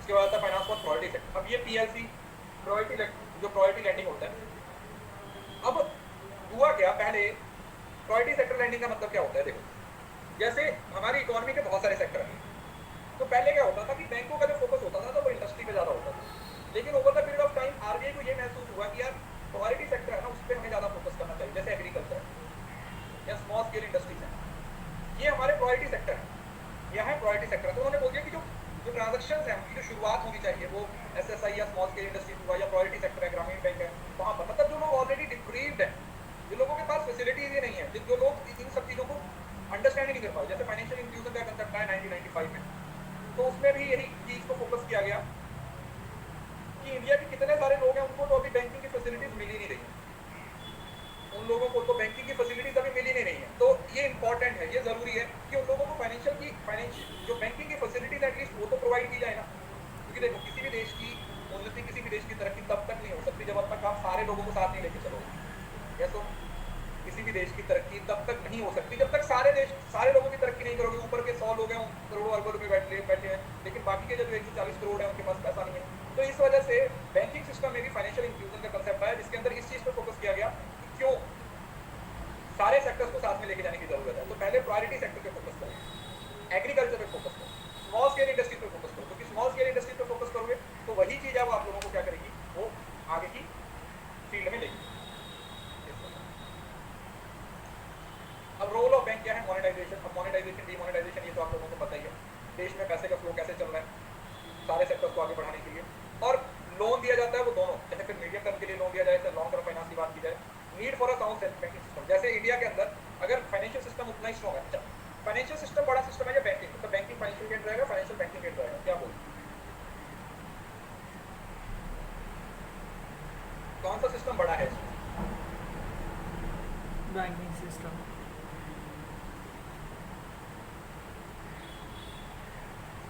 Financial system बड़ा है, फाइनेंशियल का पार्ट है बैंक, है ना। तो इस वजह से तो अगर फाइनेंशियल सिस्टम के अंदर एक बैंकिंग सिस्टम स्ट्रॉन्ग होगा तो हमारे लिए जो हमारा देश एक अंडर डेवलप्ड इकोनॉमी है या भी डेवलपिंग कंट्री है, तो वो क्या हो जाएगा, उसको हम डेवलप्ड स्टेज पे ले जाएंगे। Cheap money policy, the commercial banks in under developed economy should follow cheap money policy for stimulate economic activity to meet the threat of business recession. Cheap money policy is the only policy which can help promote the economic growth of under developed. ये चीजें बहुत ज्यादा महंगी नहीं होनी चाहिए, है समझ लो ना, कि रेट है वो रीजनेबल होने चाहिए। Are you getting the point? Monetisation का मतलब होता है बेटा कन्वर्ट कर देना पैसे में किसी भी चीज को, फाइनेंशियल एसेट्स को या किसी को भी पैसे में कन्वर्ट कर देना, that is monetisation. Purchasing power increase करनी हो, अगर सपोज करो अगर किसी इकोनॉमी की परचेजिंग पावर को इंक्रीज करना हो तो क्या कर सकते हो? एक सिंपल तरीका होता है, सिंपल तरीका बताओ, इनकम बढ़ानी पड़ेगी या फिर प्राइसेस कम करने पड़ेंगे, यही है ना। ये यही बोल रहे हैं कि अगर प्राइसेस रिड्यूस करेंगे तो लोगों की जो परचेजिंग पावर है वो अपने आप इंक्रीज हो जाएगी। लोगों की जो परचेजिंग पावर है वो अपने आप इंक्रीज हो जाएगी। लोन सस्ते कर हुआ ना, तो ये लेकिन हर जगह पे यूजफुल नहीं होगा, ये वहाँ पर यूजफुल होगा जहाँ पर अभी इकोनॉमी ग्रो कर रही है, चेंजेस देशों की, जो ऑलरेडी डेवलप्ड है वहाँ पर ये काम नहीं करेगा। देना जाता है इनोवेशन। अब बैंकों ने कितनी इनोवेशन किया, हमने कभी सोचा ही नहीं था कि हमारा जो सारा सिस्टम है वो हमारे हाथ में आ जाएगा। तो हर रोज 36 तरीके की नई चीजें आ रही हैं बैंकिंग सिस्टम में, यस तो उससे फायदा किसको हो रहा है? सबको ही हो रहा है। मैं पूरे साल में एक बार बैंक जाता हूँ, और वो भी अगर जरूरत पड़े तब। पूरे साल में एक बार बैंक जाने की जरूरत होती है मुझे 365 दिन, तो वो भी आज इस साल तो वो भी जरूरत नहीं पड़ी, है ना। तो ये सब चीजें क्या है? ये सब इनोवेटिव, ये ऑनलाइन ट्रांजेक्शन, आरटीजीएस, एनईएफटी और wire transaction, international transaction, forex transaction, ये सब क्या है? All these are innovation. इससे कितनी सारी चीजें बच रही हैं कि भाई बैंक में जाओगे, लाइन में लगोगे, कितना टाइम वेस्ट है, टाइम निकाल के, किसके पास इतना टाइम? सपोज करो इस क्लास में तो बैंक का काम है, मुझे पता। अब जब आप बैंक में जा रहे हो तो आपको पता है कि कितना टाइम लगेगा। डॉक्टर के पास जा रहे हो तो पता है कितना टाइम लगेगा। रेस्टोरेंट में खाना खाने जा रहे हो, पता है कितना टाइम लगेगा। You never know. सोच के तुम जाते हैं यार ये 1 मिनट का काम है, फटाफट कर लेंगे, और उस 1 मिनट के काम को आपको कई बार 2-2 घंटे भी लग जाते हैं। लग जाते हैं या नहीं लग जाते? लग जाते हैं या नहीं लग जाते? बताओ, समझ लो ना। तो इस वजह से ये जो जितनी भी इनोवेशन हो रही है ये इंपॉर्टेंट है। Role of bank Indian economy का ये कुछ बात नहीं, इसको पढ़ना है तो उसके मूल हो जाना, नहीं तो ये आपके पेपर के पॉइंट ऑफ व्यू से जरूरी नहीं है। देश की इकोनॉमी को बैंक कैसे प्रमोट करता है? कैपिटल फॉर्मेशन से, इनोवेशन से, मोनेटाइजेशन का, क्योंकि पैसा बैंक ही क्रिएट कर रहे हैं। दूसरा, इकोनॉमिक एक्टिविटीज को और facilitator of monetary policy. Monetary policy क्या होती है? जो आपकी क्रेडिट पॉलिसी है वही मॉनेटरी पॉलिसी है, जिसमें आरबीआई क्रेडिट सप्लाई को क्या कर रही है? कंट्रोल कर रही है। क्या कर रही है बेटा? आरबीआई के द्वारा क्रेडिट सप्लाई को क्या किया जा रहा है? कंट्रोल किया जा रहा है। We are controlling the credit supply. Credit supply control होती है, और ये मोस्टली बाई मंथली इसमें चेंज देखने को मिलता है। मतलब एक साल में तकरीबन मतलब 6 इसकी मीटिंग होती है। इस बार तो जैसे अभी रेट है वो फिक्स है, रेट है वो फिक्स है, इस बार तो चेंज नहीं किया, जितना पहला था उतना ही है। अरे कैपिटल फॉर्मेशन बेटा बताया तो पहले, कैपिटल फॉर्मेशन क्या हुआ? अफोर्डेबल एक्टिविटीज, नई इंडस्ट्री लगाना, नई जॉब अपॉर्चुनिटीज क्रिएट करना, वेल्थ की क्रिएशन, कैपिटल फॉर्मेशन, वही तो है। इसमें बैंक मतलब डायरेक्ट और इनडायरेक्ट तरीके से क्या कर रहे हैं? अपना रोल प्ले कर रहे हैं। Bank are playing their role, है ना, पॉजिटिव। इन पॉजिटिव वे में वो अपना रोल क्या कर रहे हैं? एक किसी को इस बात में कोई दिक्कत? ये वो चीजें हैं जो आप पढ़ो या ना पढ़ो, आपको इतनी नॉलेज तो होती ही, अभी तक जितनी चीजें पढ़ाई है ना, इसमें ये वो वाली चीजें हैं जो आपने 11वीं 12वीं से पढ़ी हुई हैं, बहुत बार पढ़ी हुई है, ऐसा नहीं कि आपने एक बार पढ़ी है, और आपको बेसिक नॉलेज है। इस 1 घंटे का अगर मैं इसको ना भी पढ़ूँ ना तो भी आप इसको घर से एक बार पढ़ लोगे। लेकिन क्या होता है, जब हम चीज़ों को डिस्कस करते हैं ना तो फिर चीज़ें लंबे समय तक याद रहती हैं। इस वजह से मैं कोई भी चीज़ छोटी से छोटी भी हो उसको भी क्लास में डिस्कस करना ज़्यादा पसंद करता हूँ, इंस्टेड ऑफ कि मैं आपको खुद बोलूँ कि आप सारा का सारा खुद से पढ़ो। खुद से भी पढ़ो, लेकिन एक बार जब किसी टॉपिक को क्लास में डिस्कस कर लेते हैं ना तो वो एक रिकॉल हो जाता है, हमें चीज़ें समझ आता है। अभी 1 मिनट का ब्रेक ले लो, नेक्स्ट टॉपिक शुरू करें। हाँ, this is the right way. अपनी स्टैटिक नोटबुक बना रहे हो उसमें लिखते जाओ, ठीक है, बैंक ऑफ बॉम्बे कब आया था, बैंक ऑफ, ये मैं यही पढ़ाने लगा हूँ थोड़ी देर, कौन सा बैंक कब आया था, तो ये ईयर हो गए, एक्ट हो गया 1982, 88 ऐसे करके ना, तो ये पेपर में पूछे जाते हैं, ये चीजें पेपर में पूछी जाती हैं, ठीक है, ये सारी चीजें पेपर में पूछी जाएंगी, तो इसलिए इन सारी चीजों को भी हमें साथ साथ कवर करते हैं।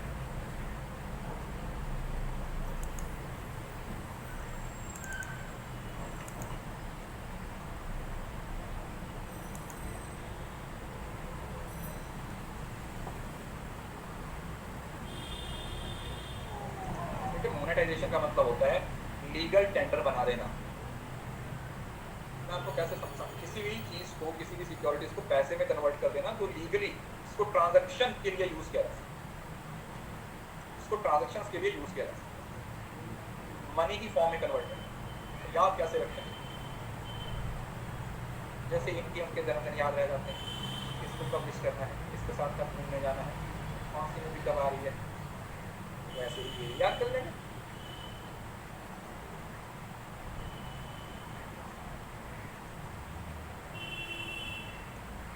हाइब्रिड को कोई हाइब्रिड की कोई अपेक्स बॉडी नहीं है, हाइब्रिड तो मैं बना दिया यार, वो बीके की बुक, कौन सी बीके की बुक, फाइनेंशियल इंस्टीट्यूशंस की बुक आती है, बीके की आती है क्या? जो बिजनेस स्टडी वाली बुक है उसमें पता नहीं, मुझे याद नहीं है, अगर आती है तो पीके तो पी देख लेना, आई थिंक उसमें है ये, इसका स्टार्टिंग वाला पोर्शन है शायद।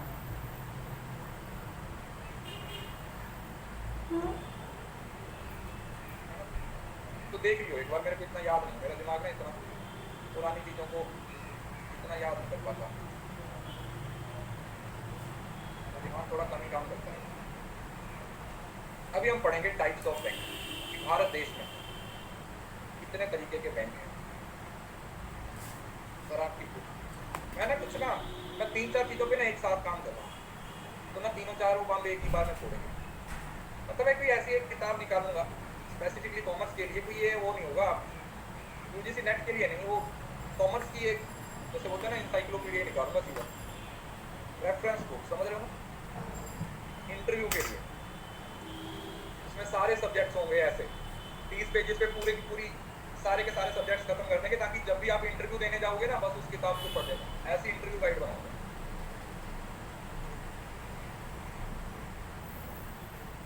मैंने बताया था ना, मैंने जब एमकॉम दी थी तो एमकॉम में मैंने सारे सब्जेक्ट्स के नोट्स बनाए थे, अब उसी चीज़ पे मैं उसी चीज़ को अप्लाई कर दूंगा। तो देखो ये हिस्ट्री ऑफ बैंक की शुरुआत करते हैं। अब ये सारा स्टैटिक पोर्शन है, मैं मोटा मोटा आपको बता देता हूँ, ठीक है, ये सब याद करना पड़ेगा। मैं पहले बता रहा हूँ, इन तीनों स्लाइड्स पे मैं स्टार लगा रहा हूँ क्योंकि ये तीनों आपने रटने हैं। रटने इन द सेंस कि आपको एक एक ईयर तक याद होना चाहिए कि कब कौन सी चीज़ आई थी, कब कौन सी चीज़ नहीं आई। क्लियर है? ये 3 स्लाइडें हैं, ये रट्टा मारो मेरी तरफ से, जैसे मर्जी निमोनिक बना के याद करो, जैसे आपकी इच्छा है वैसे याद करो, लेकिन ये आप लोगों को याद करना पड़ेगा, ठीक है? यू कांट स्किप, आप इसको छोड़ नहीं सकते।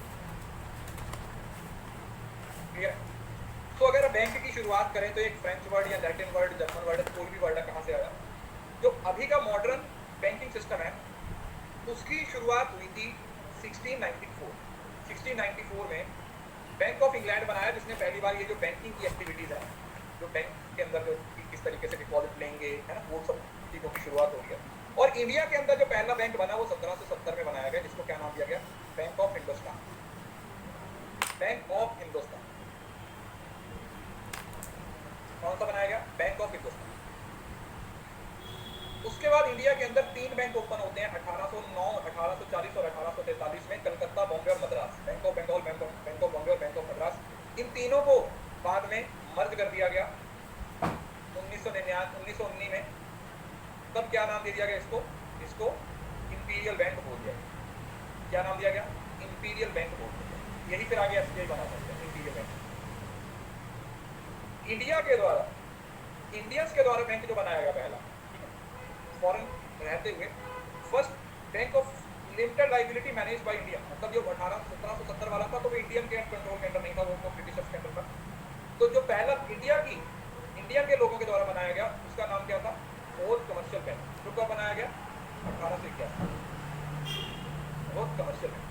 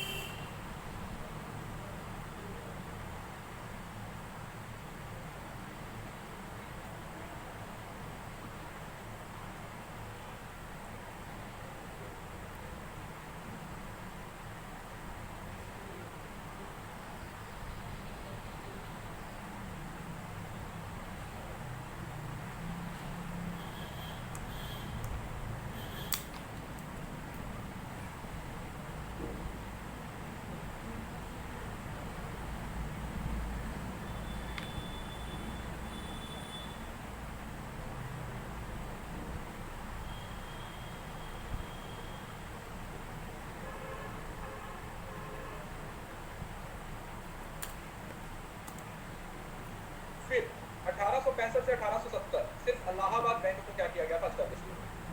कौन से बैंक को? इलाहाबाद।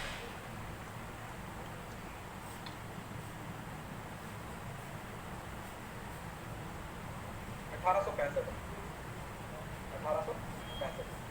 कब? 1865 में इलाहाबाद बैंक को एस्टैब्लिश किया। उसके बाद 1894 में पंजाब नेशनल बैंक बनाया जाता है। कहां पर? लाहौर में। पहले इसका हेडक्वार्टर कहां पर था? लाहौर। उसके बाद फिर 1906 में जो बंगाल की जो पार्टीशन वाला टाइम था, तब स्वदेशी बैंक का कंसेप्ट आता है। ठीक है, तब मतलब थोड़ा सा समझ ना कि देश की तरक्की के लिए, देश के लिए लड़ने वाले लोग हैं वो बहुत ज्यादा आने शुरू हो गए। तो फिर स्वदेशी मूवमेंट के दौरान काफी सारे बैंक ओपन हुए, जिसमें bank of India, the central bank of India, Indian bank और बैंक ऑफ बड़ौदा, काफी सारे बैंक आपको आए भी और बंद भी हो गए। बहुत सारे बैंक आए भी थे और बंद भी हो गए। देखो, बहुत सारे बैंक आए भी, कुछ चले, कुछ नहीं चले और बंद हो गए। देख लीजिए, 1913 से 1917 में 588 बैंक बंद हुए। तो सोचो कितने सारे बैंक ओपन हुए, कितने तो बंद हो गए। 588 तो बंद हो गए, इतने सारे बैंक तो बंद हो गए। उसके बाद बैंकिंग कंपनीज इंस्पेक्शन ऑर्डिनेंस आता है 1946 में, और banking company restrictions of branches act पास होता है 1946 में, दोनों 46। बैंकिंग कंपनीज एक्ट 1946 में आता है, जो कि बैंकिंग रेगुलेशन एक्ट बन जाता है 1949। दिस इज मोस्ट इंपॉर्टेंट, इसमें मैं स्टार लगा रहा हूँ 1949, क्योंकि अभी भी आज भी इंडिया के अंदर जो बैंक्स का सुपरविजन होता है वो कौन से रेगुलेशन एक्ट के द्वारा होता है? वो बैंकिंग रेगुलेशन एक्ट 1949 के द्वारा होता है। तो इंडिया के अंदर अभी भी जो रेगुलेशन हो रहा है बैंक्स का, वो किसके तहत हो रहा है? वो बैंकिंग रेगुलेशन एक्ट 1949 के अंदर हो रहा है, बैंकिंग रेगुलेशन एक्ट। आरबीआई का एक्ट आता है 1934 में, और आरबीआई इंडिया का सेंट्रल बैंक बन जाता है कब? 1935, 1 अप्रैल 1930। और उससे पहले इंडिया की सारी एक्टिविटीज कौन से बैंक के पास थी? इंपीरियल बैंक, जो कि एसबीआई बना। तो 1935 में वो सारी एक्टिविटीज जो कंट्रोल करने की थी वो किसने ले ली? वो एसबीआई के द्वारा, सॉरी इंपीरियल बैंक से किसने ले ली? आरबीआई के द्वारा ली। किसी को इस बात में कोई दिक्कत? आरबीआई के द्वारा ली। उसके बाद आरबीआई को कब नेशनलाइज किया गया? 1949, आरबीआई के द्वारा ली। किसी को इस बात में कोई दिक्कत? आरबीआई के द्वारा ली। उसके बाद आरबीआई को कब नेशनलाइज किया गया? 1949। इंपीरियल बैंक 1955 में स्टेट बैंक ऑफ इंडिया बन गया और इसको पार्शियली नेशनलाइज किया गया 1959 में। अब ये देखो, मैं मोटा मोटा पढ़ा रहा हूँ, याद आपको ही करना है, क्योंकि इसमें समझाने जाता कुछ है भाई, जो हुआ था हो गया, आप कुछ कर नहीं सकते। 1959 में एसबीआई की सब्सिडी बनाई जाती है। बीकानेर, जयपुर, हैदराबाद, इंदौर, मैसूर, पटियाला, सौराष्ट्र और ट्रेवल। 1969 में 14 बैंक जिनका कैपिटल 50 करोड़ से ज़्यादा था उसको नेशनलाइज किया गया, और 1980 में 6 और बैंक जिनकी कैपिटल 200 करोड़ से ज़्यादा था उसको नेशनलाइज किया गया, और 1993 में एक बैंक था न्यू बैंक ऑफ इंडिया, इसको पंजाब नेशनल बैंक के साथ मर्ज कर दिया गया। तो जो नेशनलाइज बैंक पहले 20 हुआ करते थे, अब वो कितने रह गए? 20 थे, अब वो कितने रह गए? 19 रह गए। 14 यहाँ पे दिए, 6 यहाँ पे दिए, तो टोटल 20 थे। लेकिन फिर पंजाब नेशनल बैंक में एक bank new bank of India को क्या कर दिया गया था? मर्ज कर दिया गया था। तो फिर इसमें सारे लर्न नहीं करने, बस इतना जो मोटा मोटा है बस यही चीज़ें याद करनी। ये मोटी मोटी चीज़ें आप लोगों को क्या करनी है? याद करनी। ठीक है, ये जितने पॉइंट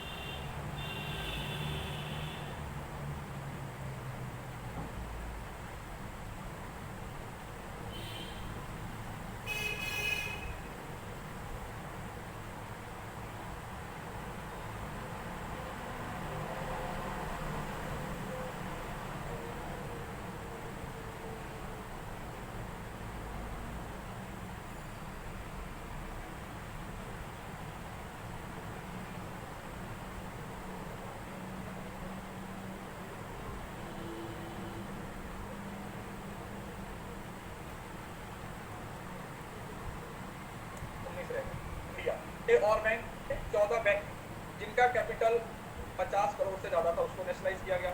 और 1980 में 6 और बैंक जिनकी कैपिटल 200 करोड़ से ज़्यादा था उसको नेशनलाइज किया गया। और 1993 में एक बैंक था न्यू बैंक ऑफ इंडिया जिसको पंजाब नेशनल बैंक के साथ मर्ज कर दिया गया। तो जो नेशनलाइज बैंक पहले 20 हुआ करते थे अब वो कितने रह गए?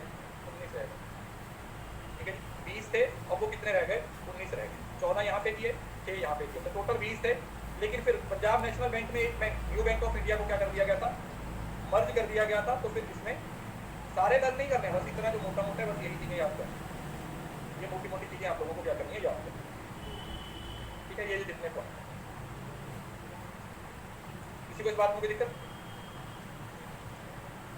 तो ये कुछ हिस्ट्री है जिसको आप अपनी कॉपी पे लिख सकते हो, बना सकते हो, क्योंकि ये चीज़ आपको याद करनी ही पड़ेगी। इसका और कोई सोल्यूशन नहीं। मैंने पहले बता दिया था बैंकिंग ऐसी यूनिट है जिसमें रट्टाफिकेशन बहुत है, इसमें चीज़ों को याद बहुत ही करना पड़ेगा, सवाल भी पूछे जाए।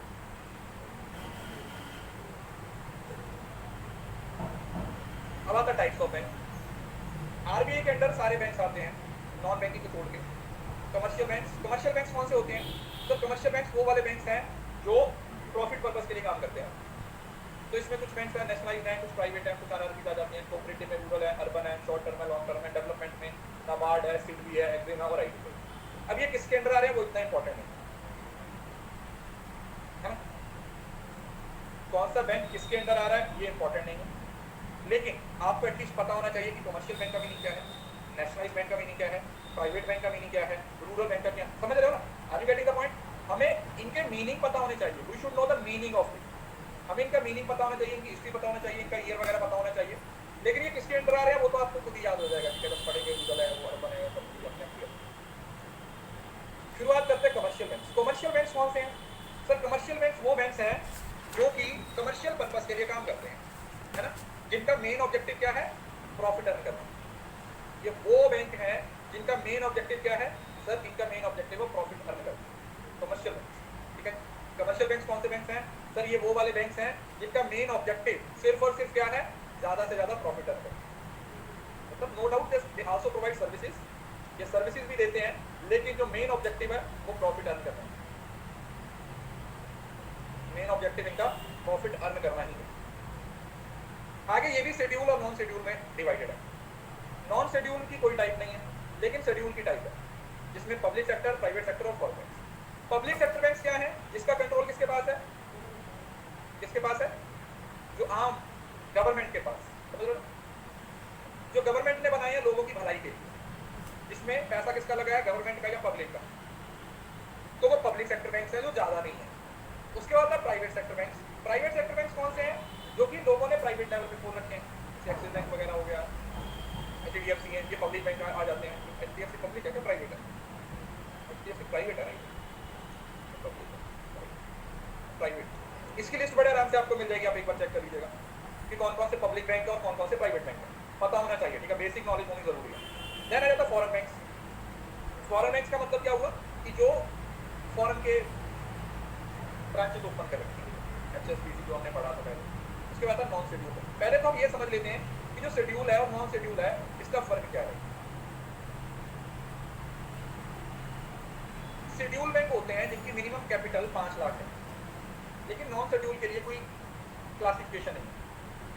Second schedule of banking regulation act, ये आरबीआई एक्ट के अंदर कौन से शेड्यूल में है? वो सारे बैंक जो सेकंड शेड्यूल में मेंशन किए गए हैं वो शेड्यूल बैंक है, और जो सेकंड में मेंशन नहीं है वो नॉन शेड्यूल। शेड्यूल नंबर याद रखें, सेकंड। कौन सा? सेकंड। अगर वो बैंक सेकंड शेड्यूल में मेंशन है, आरबीआई एक्ट सेकंड शेड्यूल में मेंशन है, तो वो शेड्यूल बैंक है, और अगर वो मेंशन नहीं है तो वो शेड्यूल बैंक नहीं है।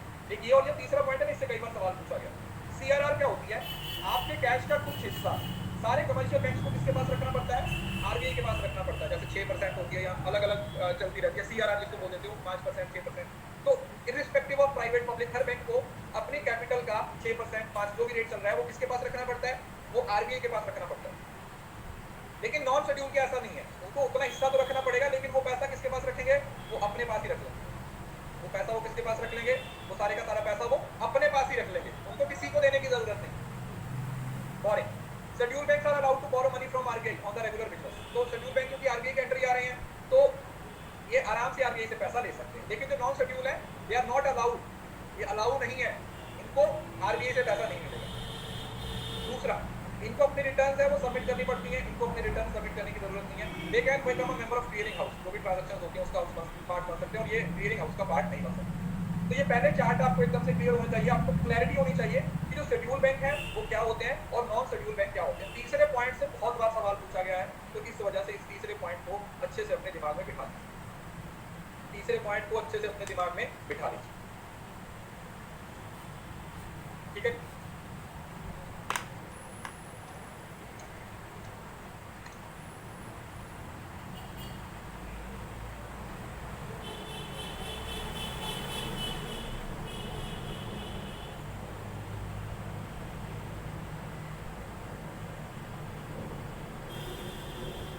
जैसे बड़ौदा सिटी, अब सर्च करोगे ना बड़ौदा सिटी, मतलब लिस्ट यार, ये मतलब बैंक के नाम सर्च करो तो मिल जाएगा। बेंगलोर सिटी कोऑपरेटिव बैंक है, बड़ौदा सिटी कोऑपरेटिव बैंक है, और कोल्हापुर सुभद्रा कोऑपरेटिव बैंक है। ये सब किसका पार्ट है? All these are the some of the examples of non schedule. Clear?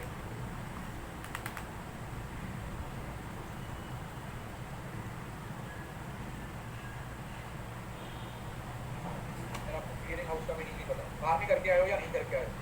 Clearing house का मतलब होता है दो पार्टीज के बीच में एक ऐसा फाइनेंशियल इंस्टीट्यूशन होता है जो उन ट्रांजैक्शंस को स्मूथली क्लियर करने में क्या करता है, हेल्प करता है, ताकि किसी भी पार्टी को कोई नुकसान ना हो, ना पेमेंट करने वाले को और ना ही पेमेंट रिसीव करने वाले को। उसको क्या बोलते हैं?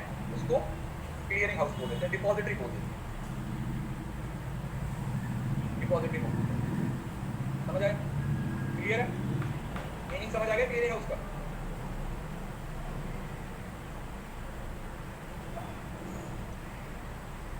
कोई भी मीडिएटर होता है, दो कंपनी, जो दो पार्टीज है उनके बीच में, इंटरमीडिएट्स के, ताकि उनकी ट्रांजैक्शंस को क्या कर सके, सेटल करवा सके, जो भी पैसा का लेन देन है उसको क्या किया जा सके, उसको कंप्लीट किया जा सके बिना किसी प्रॉब्लम, बिना किसी प्रॉब्लम के उसको सही किया जा सके, ठीक है। तो पहला तो public sector bank. Public sector bank क्या है? जिसमें 51 से ज्यादा पैसा किसका है? सरकार का। जिसमें 51% से ज्यादा ओनरशिप किसकी है? सरकार की। अब ये नेशनलाइज भी हो सकते हैं और नॉन नेशनलाइज भी हो सकते हैं। Owned and control by the government, majority stake are held by the government, और मेन पर्पस क्या होता है? सर्विस होता है। क्या होता है? ऑब्जेक्टिव क्या होता है? सर्विस होता है। सर्विस का मतलब क्या होगा कि सरकार, लोगों के लिए काम करना होता है, लोगों के लिए काम करना होता है। These include state Bank of India, देना बैंक, पंजाब नेशनल बैंक, जितने भी आपके पब्लिक सेक्टर बैंक है, पंजाब नेशनल बैंक हो गया, स्टेट बैंक ऑफ इंडिया हो गया ना, ये जितने भी आप लिस्ट आपको मिल जाएगी, जो भी आपके पब्लिक सेक्टर बैंक है। तो ये क्या है? इनके अंदर जो मेजॉरिटी शेयर है वो किसके पास है? वो गवर्नमेंट के पास है, और वो पैसा, वो ये बैंक्स किस पर्पस के लिए बनाए गए हैं? ये सर्विस सेक्टर के लिए बनाए गए हैं, मतलब इनका प्रॉफिट अर्न करें या ना करें, लेकिन सरकार ने ये लोगों को सर्विस देने के लिए बनाई है कि भाई लोगों को प्रॉपर्ली सर्विसेज प्रोवाइड की जा सके, ताकि लोग बैंकिंग की फैसिलिटीज का ज्यादा से ज्यादा फायदा उठा। और दूसरा हो सकता है प्राइवेट सेक्टर बैंक। अब ये है जो प्रॉफिट मोटिव के लिए काम करते हैं। किसके लिए काम करते हैं? प्रॉफिट मोटिव के लिए काम करते हैं। They actually work for the profit motive. Profit motive के लिए काम करते हैं क्यों? क्योंकि ये प्राइवेट इंस्टीट्यूशंस के द्वारा कंट्रोल किए जाते हैं। HDFC, ICICI, एक्सिस बैंक है, येस बैंक है, ये सब क्या है? All these are private sector bank. अच्छा, किसी को अगर प्राइवेट सेक्टर बैंक ओपन करना हो तो उसको आरबीआई की परमिशन लेनी पड़ेगी या नहीं? यस, बैंक ओपन करना है तो भाई उसके लिए आरबीआई की परमिशन जरूरी। देन आता फॉरेन बैंक। ये वो बैंक है जिनकी ब्रांचेस तो इंडिया में है, लेकिन कंट्रोल किसके द्वारा किए जाते हैं? फॉरेन बैंक्स के द्वारा। HSBC, Citi bank, there are some, ज्यादा नहीं है इंडिया के अंदर फॉरेन बैंक, लेकिन है, इनकी ब्रांचेस इंडिया के अंदर नहीं। इवन कि इंडिया के जो बैंक्स हैं क्या उनकी ब्रांचेस है फॉरेन में? यस, मैं दुबई गया था तो वहाँ पे पंजाब एंड सिंध बैंक की ब्रांच, जहाँ पे हम वोटिंग कर रहे थे ना, तो वहाँ उसके बिल्कुल ऑपोजिट साइड पे पंजाब एंड सिंध बैंक की ब्रांच थी। तो इसी तरीके वो उन देशों के लिए फॉरेन बैंक हो जाएगा ना, दुबई के लिए वो फॉरेन बैंक हो जाएगा, है ना? यस और नो? दुबई के लिए वो फॉरेन बैंक हो जाएगा, जैसे इंडिया के लिए सिटी बैंक है। तो फॉरेन बैंक्स का मतलब क्या हुआ कि जिसको ओन और कंट्रोल्ड तो फॉरेन कंपनी के द्वारा किया जाता है, लेकिन उसका जो हेडक्वार्टर है वो कहाँ पर होता है? वो दूसरे देश में होता है, मतलब जो भी जिस देश में उसको, जैसे इंडिया के अंदर ये जो सिटी बैंक है इसका हेडक्वार्टर तो फॉरेन कंट्री में है, लेकिन इसने अपनी ब्रांचेस है वो इंडिया के अंदर क्या कर रखी है? ओपन कर, right? Yes bank private bank है और फॉरेन बैंक नहीं है बेटा। यस बैंक को तो इंडियन बैंक है ना, यस बैंक तो इंडियन बैंक है।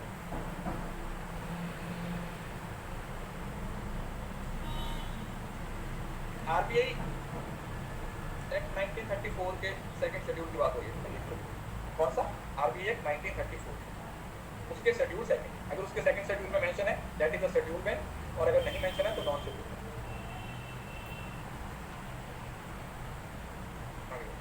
फंक्शंस ऑफ कमर्शियल बैंक, सब ये बिल्कुल बेसिक है। कमर्शियल बैंक का मेन पर्पस क्या होगा? कमर्शियल बैंक का मेन फंक्शन क्या होगा? प्रॉफिट अर्न करना। क्या करना? प्रॉफिट अर्न करना। क्या होगा बेटा? Profit earn. ये 35 में इनेक्ट हुआ था, लेकिन इसको जो एक्ट बोला जाता है दैट इज 1934। समझ आया? 1934 में आया था, तो एक्ट ये 1934 ही है। इनेबल हुआ था, इनेक्टेड हुआ था ये 1935। तो जब एक्ट के साथ कोई ईयर लिखा जाता है तो जब वो बना था वो वाला ईयर लिखा जाता है इंस्टेड ऑफ जब वो इनेक्ट हुआ। तो आरबीआई एक्ट इज 1934 नॉट 1935। ठीक है, रेगुलेशन शुरू हुई होगी 1935। Okay, yes. प्राइमरी फंक्शंस और सेकेंडरी फंक्शंस, जिसमें एजेंसी फंक्शंस भी आ जाते हैं। अब अल्टीमेट एम तो एक ही है, क्या करना सर? हम ज़्यादा से ज़्यादा प्रॉफिट अर्न करना चाहते हैं। We want to earn profit. Profit earn करना एकमात्र ऑब्जेक्टिव है, लेकिन उसके अलावा और भी कुछ ऑब्जेक्टिव हैं, तो हमने सर उनको 2-3 पार्ट में डिवाइड कर दिया।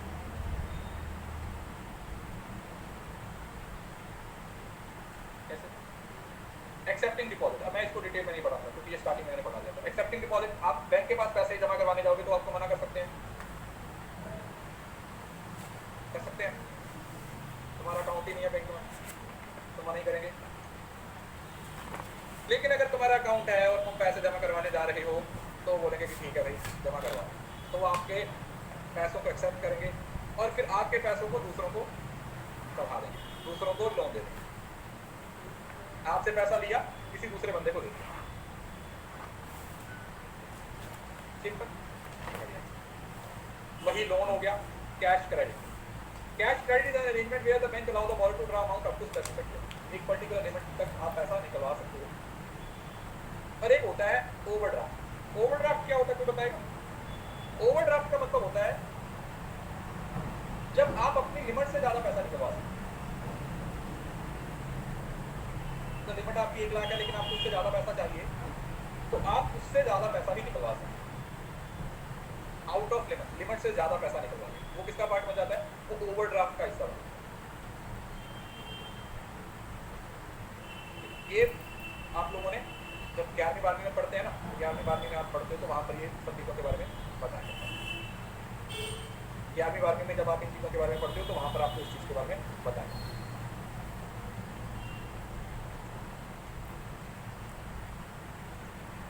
ओवरड्राफ्ट, ये देखो, इसको ये भी क्रेडिट फैसिलिटी है, लेकिन इसमें जैसे जैसे देखो ये जो है कैश क्रेडिट आपकी लिमिट तक, और अगर उससे लिमिट क्रॉस हो जाए तो फिर आप बैंक ओवरड्राफ्ट की बात करते हैं। ये एक टेम्परेरी अरेंजमेंट होता है।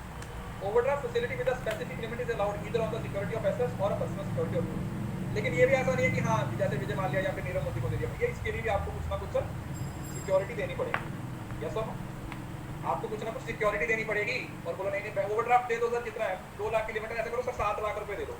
तो ठीक है बेटा 7 लाख दे देंगे, लेकिन घर के कागजात लेके आ, घर के कागज लेके आ, नहीं तो पत्नी के गहने लेके आ, कुछ ना कुछ तो गिरवी रखना पड़ेगा, तब जाके देंगे एज अ कोलैटरल।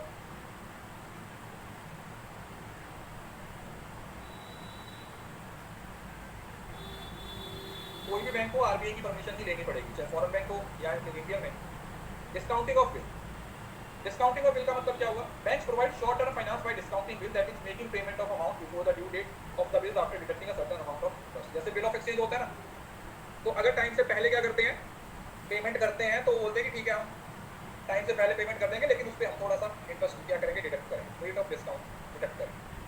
ठीक है, अगर 100 की पेमेंट है तो हम 90 ही करेंगे, बाकी 10 हमारा, बाकी 10 हमारा, इस पे हमारा। क्योंकि बैंक, अरे बैंक देखो, बैंक कोई भी काम कर रहा है उसके पीछे का मकसद क्या है? बैंक का इकलौता मकसद क्या है? प्रॉफिट।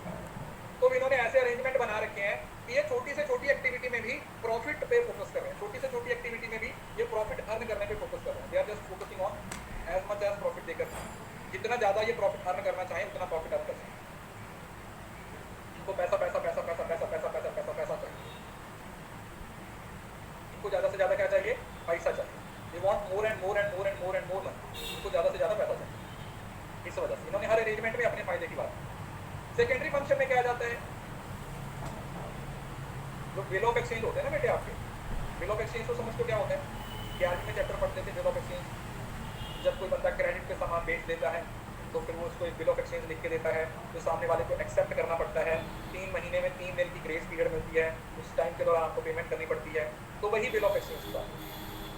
अब इसके साथ और जैसे सारे हैं, जैसे आप लेटर ऑफ क्रेडिट है या फिर सर्कुलर नोट्स हैं, सिक्योरिटीज हैं, आप अपने फॉरेन एक्सचेंज के लिए दे सकते हो, आप मनी को ट्रांसफर कर सकते हो, आप स्टैंडिंग गारंटी प्रोवाइड कर सकते हो, कोलैटरल, समझ लो जो भी बैंकिंग के बाकी के सारे फंक्शन है वो सेकेंडरी का पार्ट है। सेकेंडरी जैसे आप लॉकर फैसिलिटी भी प्रोवाइड करते हो ना, डिमांड डिपॉजिट्स भी दे देते हो, बहुत सारी चीज़ें हैं जो बैंकिंग की और फैसिलिटीज का पार्ट बनते हैं, तो नॉर्मली आपको पता है, और ये सारे फाइनेंशियल इंस्टीट्यूशंस के द्वारा किए जाते हैं। एजेंसी फंक्शन का मतलब क्या होता है, जब बैंक अपने कस्टमर्स के लिए एज एन एजेंट काम करता है, स्पेसिफिकली जब गारंटी देनी होती है ना, बैंक एज अ गारंटर भी काम करता है, होता है ना, एज अ ट्रस्टी और एग्जीक्यूटर भी काम करता है। Collection and payment of cheque and bill of exchange of customer, ये बिल ऑफ एक्सचेंज वाला कि कस्टमर के बिहाफ पे बैंक कलेक्ट करेगा उसको। डिविडेंड इंटरेस्ट कहाँ पे जाता है, सब उसी में जाता है आपके बैंक अकाउंट। जैसे पेमेंट, जैसे आपने लोन ले रखा तो आपके बैंक की जो किस्त है वो बैंक की तरफ से आपके अकाउंट से ऑटोमेटिकली कट हो रही है, that is the agency function, है ना। Payment of rent, interest, insurance premium on the behalf of customer, acting as agent of for other bank, दूसरे बैंक के साथ, purchase and sale of shares and securities on behalf of customer, तो ये bank सारी activities को perform करता है। अब ये वाला ना पेपर में सवाल आया तो गलत था कि ट्रस्टी का और बेनिफिशियरी का रिलेशन है, होता तो दोनों ही है, लेकिन कहीं ना कहीं उसमें से एक को ही सिलेक्ट किया गया था, शायद ट्रस्टी को एक्सेप्ट किया गया था, ये सवाल आया था, लेकिन वो एबीसी वाला ऑप्शन होना चाहिए था, एनटीए ने एक ही ऑप्शन को सिलेक्ट किया था, जबकि दोनों ही हो सकते हैं। एक बैंक का वो ट्रस्टी और जैसे बेनिफिशियरी होता है वो दोनों तरीके से क्या कर सकता है, एक्ट कर सकता है, लेकिन कुछ सवालों में आप चैलेंज भी कर देते हो तो भी हमारी बात को कोई सुनता नहीं, ऐसा समझ, ट्रस्टी वाले को शायद एक्सेप्ट किया गया था। अब जनरल फंक्शन आ जाते हैं, अंडर राइटिंग ऑफ शेयर्स भी कभी हेल्प कर देता है, safe keeping of valuable assets, under writing notes floating by government and public, तो क्या करते हैं वो बैंकर, वो लॉकर फैसिलिटी देते हैं ना बैंक वाले, कौन सी लॉकर फैसिलिटी, कौन सी लॉकर फैसिलिटी, इसके अंदर आप क्या कर सकते हो, आप लॉकर की फैसिलिटी ले सकते हो, ज्वेलरी वगैरह, आपने कोई प्रॉपर्टी के कागज वगैरह है वो बैंक के साथ आप क्या कर सकते हो, सेफ रख सकते हो, क्या कर सकते हो, सेफ रख सकते हो।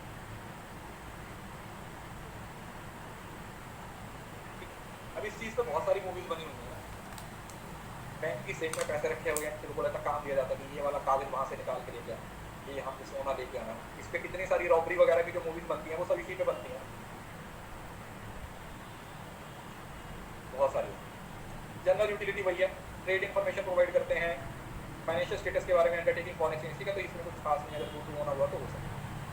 आइए आता कोऑपरेटिव बैंक। कोऑपरेट करने का मतलब क्या होता है, मिलजुल के कोई काम करना है। तो कोऑपरेटिव बैंक है वो इंडिया के अंदर since the enactment of agriculture and credit corporation society 1904, आप कोऑपरेटिव सोसाइटी जो एक्ट बना वो 1904 में बना, और आरबीआई ने इनको कब से रेगुलेट करना शुरू किया, 1966 से शुरू किया। और इसका मेन ऑब्जेक्टिव क्या है कि लोगों के अंदर हैबिट्स, जो क्या बोलते हैं सेविंग की हैबिट्स है, उसको कल्टीवेट किया जाए, लोगों के अंदर सेविंग की हैबिट्स को क्या किया जाए, कल्टीवेट किया जाए, स्पेसिफिकली रूरल एरिया में। कोऑपरेटिव बैंक है वो ज़्यादातर रूरल एरिया में, गाँव वगैरह में होते हैं, शहरों में कम होते हैं। उसका रीज़न यही है कि वो सेविंग को प्रमोट करना चाहते हैं, वो एक पर्टिकुलर ग्रुप में वो सारी सेविंग्स को क्या करना चाहते हैं, प्रमोट करना चाहते हैं कि इस पर्टिकुलर ग्रुप का पार्ट बने। तो कोऑपरेटिव बैंक का मेन ऑब्जेक्टिव यही होता है। अगर आप कमर्शियल बैंक के साथ कंपेयर करें, वो सारी सेविंग्स को क्या करना चाहते हैं, प्रमोट करना चाहते हैं कि इस पर्टिकुलर ग्रुप का पार्ट बने। तो कोऑपरेटिव बैंक का मेन ऑब्जेक्टिव यही होता है। अगर आप कमर्शियल बैंक के साथ कंपेयर करते हो तो कमर्शियल बैंक का मतलब क्या है कि इंडिविजुअल और बिजनेसमैन को जो पैसा दिया जाता है, और ये होता है आपका जैसे agriculturist, rural industries and trade on industry of urban area, but तो इसके लिए जो बैंकिंग रेगुलेशन एक्ट 1949 आता है, और इसके लिए कोऑपरेटिव सोसाइटीज एक्ट आता है 1965, और 1966 से आरबीआई ने इसको क्या करना शुरू कर दिया, कंट्रोल करना शुरू कर दिया। मेन फंक्शन क्या है, आम पब्लिक से पैसा लेना और आम पब्लिक को देना। लेकिन कोऑपरेटिव में ज्यादातर जो डीलिंग होती है वो किसमें होती है, वो मेंबर्स में होती है, नो डाउट पब्लिक के साथ भी डीलिंग होती है, लेकिन कम होती है, जो और आम एंटीज एक्ट के बैंक का मेन ऑब्जेक्टिव यही होता है। अगर आप कमर्शियल बैंक्स के साथ कंपेयर करते हो तो कमर्शियल बैंक्स का मतलब क्या है कि इंडिविजुअल और बिजनेसमैन को जो पैसा दिया जाता है, और ये होता है आपका जो agriculturist, rural industries and trade on industry of urban area, but तो इसके लिए जो बैंकिंग रेगुलेशन एक्ट 1949 आता है, और इसके लिए कोऑपरेटिव सोसाइटीज एक्ट आता है 1965, और 1966 से आरबीआई ने इसको क्या करना शुरू कर दिया, कंट्रोल करना शुरू कर दिया। मेन फंक्शन क्या है, आम पब्लिक से पैसा लेना और आम पब्लिक को देना। लेकिन कोऑपरेटिव में ज्यादातर जो डीलिंग होती है वो किसमें होती है, वो मेंबर्स में होती है। नो डाउट पब्लिक के साथ भी डीलिंग होती है लेकिन कम होती है। जो प्राइमरी डीलिंग होती है वो मेंबर्स के साथ होती है। तो मतलब मेंबर्स को ज्यादा इंपॉर्टेंस दी जाती है एज कम्पेयर टू पब्लिक। और फिर जो फार्मर्स होते हैं या स्मॉल बिजनेसमैन होते हैं, छोटे लेवल पे काम करते हैं, उनको लोन देंगे। अब बैंकिंग में तो बहुत सारी सर्विसेज होती हैं लेकिन कोऑपरेटिव बैंक में सारी सर्विसेज नहीं होती, जैसे डॉक्टर वगैरह की और बहुत सारी फैसिलिटीज है वो नहीं होती, राइट। इंटरेस्ट रेट और डिपॉजिट कम होता है, यहाँ पर ज्यादा होता है क्योंकि लोग कम होते हैं। दूसरा, एरिया ऑफ ऑपरेशन बहुत बड़ा होता है। कमर्शियल बैंक तो 36 तरीके की एक्टिविटी में घुसे हुए हैं लेकिन कोऑपरेटिव बैंक है उसकी एक्टिविटीज का जो एरिया होता है वो स्मॉल होता है, कम एरिया में डील करता है। दूसरा, मोटिव ऑफ ऑपरेशन प्रॉफिट है, इसका अल्टीमेट ऑब्जेक्टिव सर्विसेज देना है। और बोरोवर्स यहाँ पर अकाउंट होल्डर होते हैं और यहाँ पर मेंबर शेयर होल्डर होते हैं, बताया ना। तो ये मेंबर्स तक ही सीमित है। कोऑपरेटिव बैंक के मेंबर्स तक ही सीमित। अगर उसमें 100, 200, 500 मेंबर बने हुए हैं तो वही लोग हैं जिनकी जरूरतों को पूरा करने के लिए ये बैंक क्या करेगा, अपने फंक्शंस परफॉर्म करेगा। मेन उनकी जरूरतों को पूरा करने के लिए ही क्या करेगा ये बैंक है, वो काम करेगा और आम लोगों के लिए नहीं करेगा। आम लोग फिर दूसरे नॉर्मल जो हमारे प्राइवेट बैंक हैं या फिर किसी भी तरीके के बैंक हैं उनके पास जाएंगे अपनी जरूरतों को पूरा करने। They will go to those bank, उन बैंक्स के पास जाएंगे ताकि वो अपनी जरूरतों को क्या कर सके, पूरा कर सके। समझ आया? कोऑपरेटिव बैंक का मीनिंग समझ आ गया?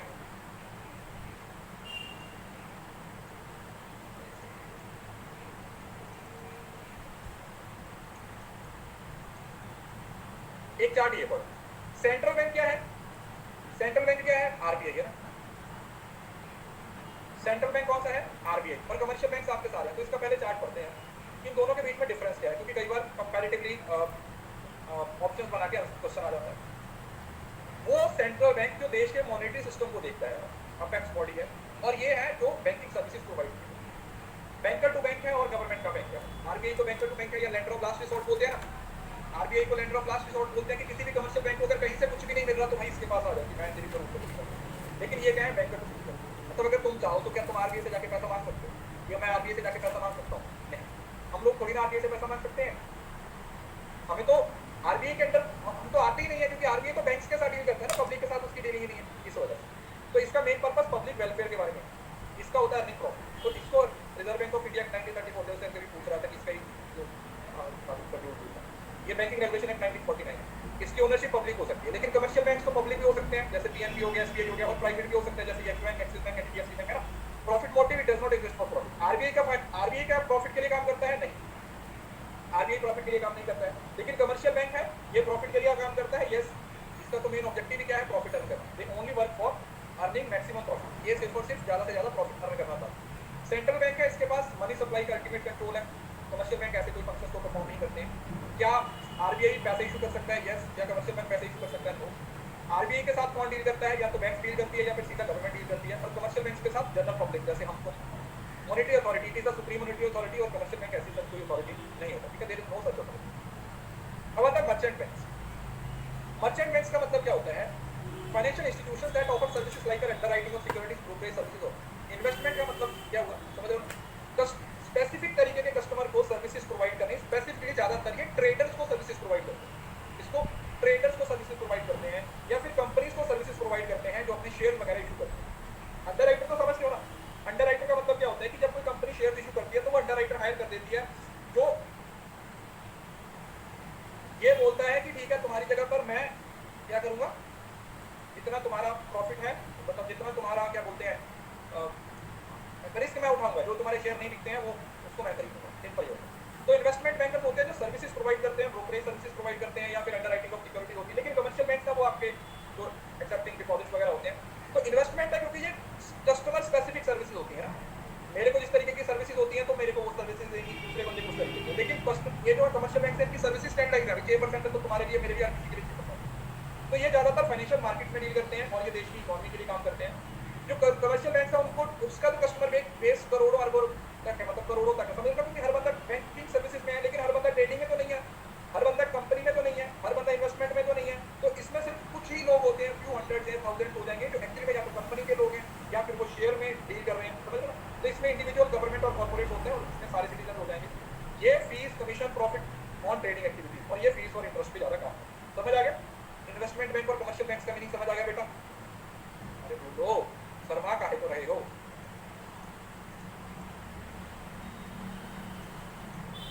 डिफरेंस समझ आ गया? What is the difference between investment bank and commercial bank? कि इन्वेस्टमेंट बैंक और कमर्शियल बैंक में क्या फर्क होता है? What is the difference between investment bank और कमर्शियल बैंक? अब पढ़ते हैं कि जो कमर्शियल बैंक्स और मर्चेंट बैंक्स हैं ये क्या होते हैं। अब कमर्शियल बैंक्स वाले साइड में नहीं पढ़ाऊंगा, मर्चेंट बैंक्स के बारे में बताऊंगा। मर्चेंट बैंक्स का मीनिंग क्या होता है? Financial institution that specialise in international trade and provide and arrange services to its client, जो सेबी के अंडर आता है, और ये कंसल्टेंसी की सर्विसेज प्रोवाइड करते हैं। गोल्ड वगैरह में ना इक्विटी वगैरह में डील करते हैं, तो वो मर्चेंट बैंक्स होते हैं। समझ आया? इन्वेस्टमेंट वाले समझ आ गया, इन्वेस्टमेंट अंडरराइटर सर्विसेज प्रोवाइड करते हैं। लेकिन ये जो मर्चेंट बैंक्स है ये गोल्ड, फॉरेक्स, जैसे फाइनेंस की जो एक्टिविटीज होती है, तो ये फाइनेंशियल एडवाइजर का काम करते हैं। ये जो कॉर्पोरेट बड़ी बड़ी फर्म्स हैं उनकी जरूरतों के हिसाब से काम करते हैं, और ये जो लोन देते हैं वो इक्विटी रिलेटेड देते हैं, जैसे वेंचर कैपिटलिस्ट होते हैं। और जो रिस्क होता है वो थोड़ा ज्यादा होता है, यहाँ पर जो रिस्क फैक्टर होता है वो थोड़ा ज्यादा होता है। और मर्चेंट बैंक्स हैं वो सेबी के अंडर आते हैं, याद रखिए किसके under? Stock exchange board of sorry securities exchange board of India. तो ये किसके अंडर कवर होते हैं? ये सेबी के अंडर कवर होते हैं। They are covered under SEBI.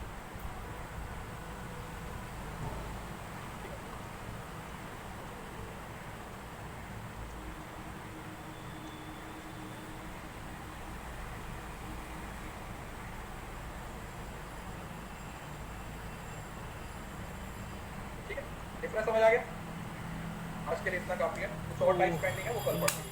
RRB, NABARD, Exim वगैरह कल पढ़ेंगे, और कल आरबीआई वाला टॉपिक भी शुरू करेंगे। नहीं आज शाम को 7 बजे क्लास नहीं है, परसों और चौथे 2 दिन बैंकिंग की क्लास होगी, और उसके बाद फिर 2 क्लासेस बिजनेस मैनेजमेंट, दोनों खत्म हो जाएंगी, फिर से स्टार्ट हो जाएगा। इस कोर्स को प्रॉपरली चलाऊंगा, इसमें कोई भी क्लास एक्स्ट्रा ऐड नहीं होगी। बहुत हो गया, इंटरनेट ने पिछले 5-7 बार खराब कर दिया, जिसकी वजह से ना क्लासेस एकदम से, इस वजह से भी मैं किसी भी क्लास को ना टाइम से पहले नहीं छोड़ूंगा, क्योंकि दिक्कत वही हो जाती है, अगर टाइम से पहले क्लास को छोड़ देते हैं ना तो फिर उसमें नई नई चीज़ों को ऐड करना पड़ जाता है। इसके हिंदी नोट्स मैं भी प्रोवाइड कर दूँगा, सुबह वाली जो टीचिंग वाली है उसके भी प्रोवाइड कर दूँगा। तो फिर वो ऐसे पेंडिंग इतना खिंच जाता, अभी मार्केटिंग ऐसे ही हुआ, मार्केटिंग भी खिंच गया। मैं अभी जो है फाइल वो आपको शेयर करता हूँ, उनके नोट्स बनाने हैं, आपकी इच्छा बनाने हैं तो बना लीजिए, नहीं बनाने तो आपकी इच्छा, अगर नोट्स के बिना गुजारा हो सकता है आपका। सर आप गदर टू मूवी नहीं भाई, मेरे को बॉलीवुड मूवी पसंद नहीं है तो मैं नहीं देखता। वैसे भी क्या ही होगा, फालतू हाइप ही लग रही है कुछ खास तो, जैसी पहले वाली बेकार सी थी, सेकंड वैसी होगी।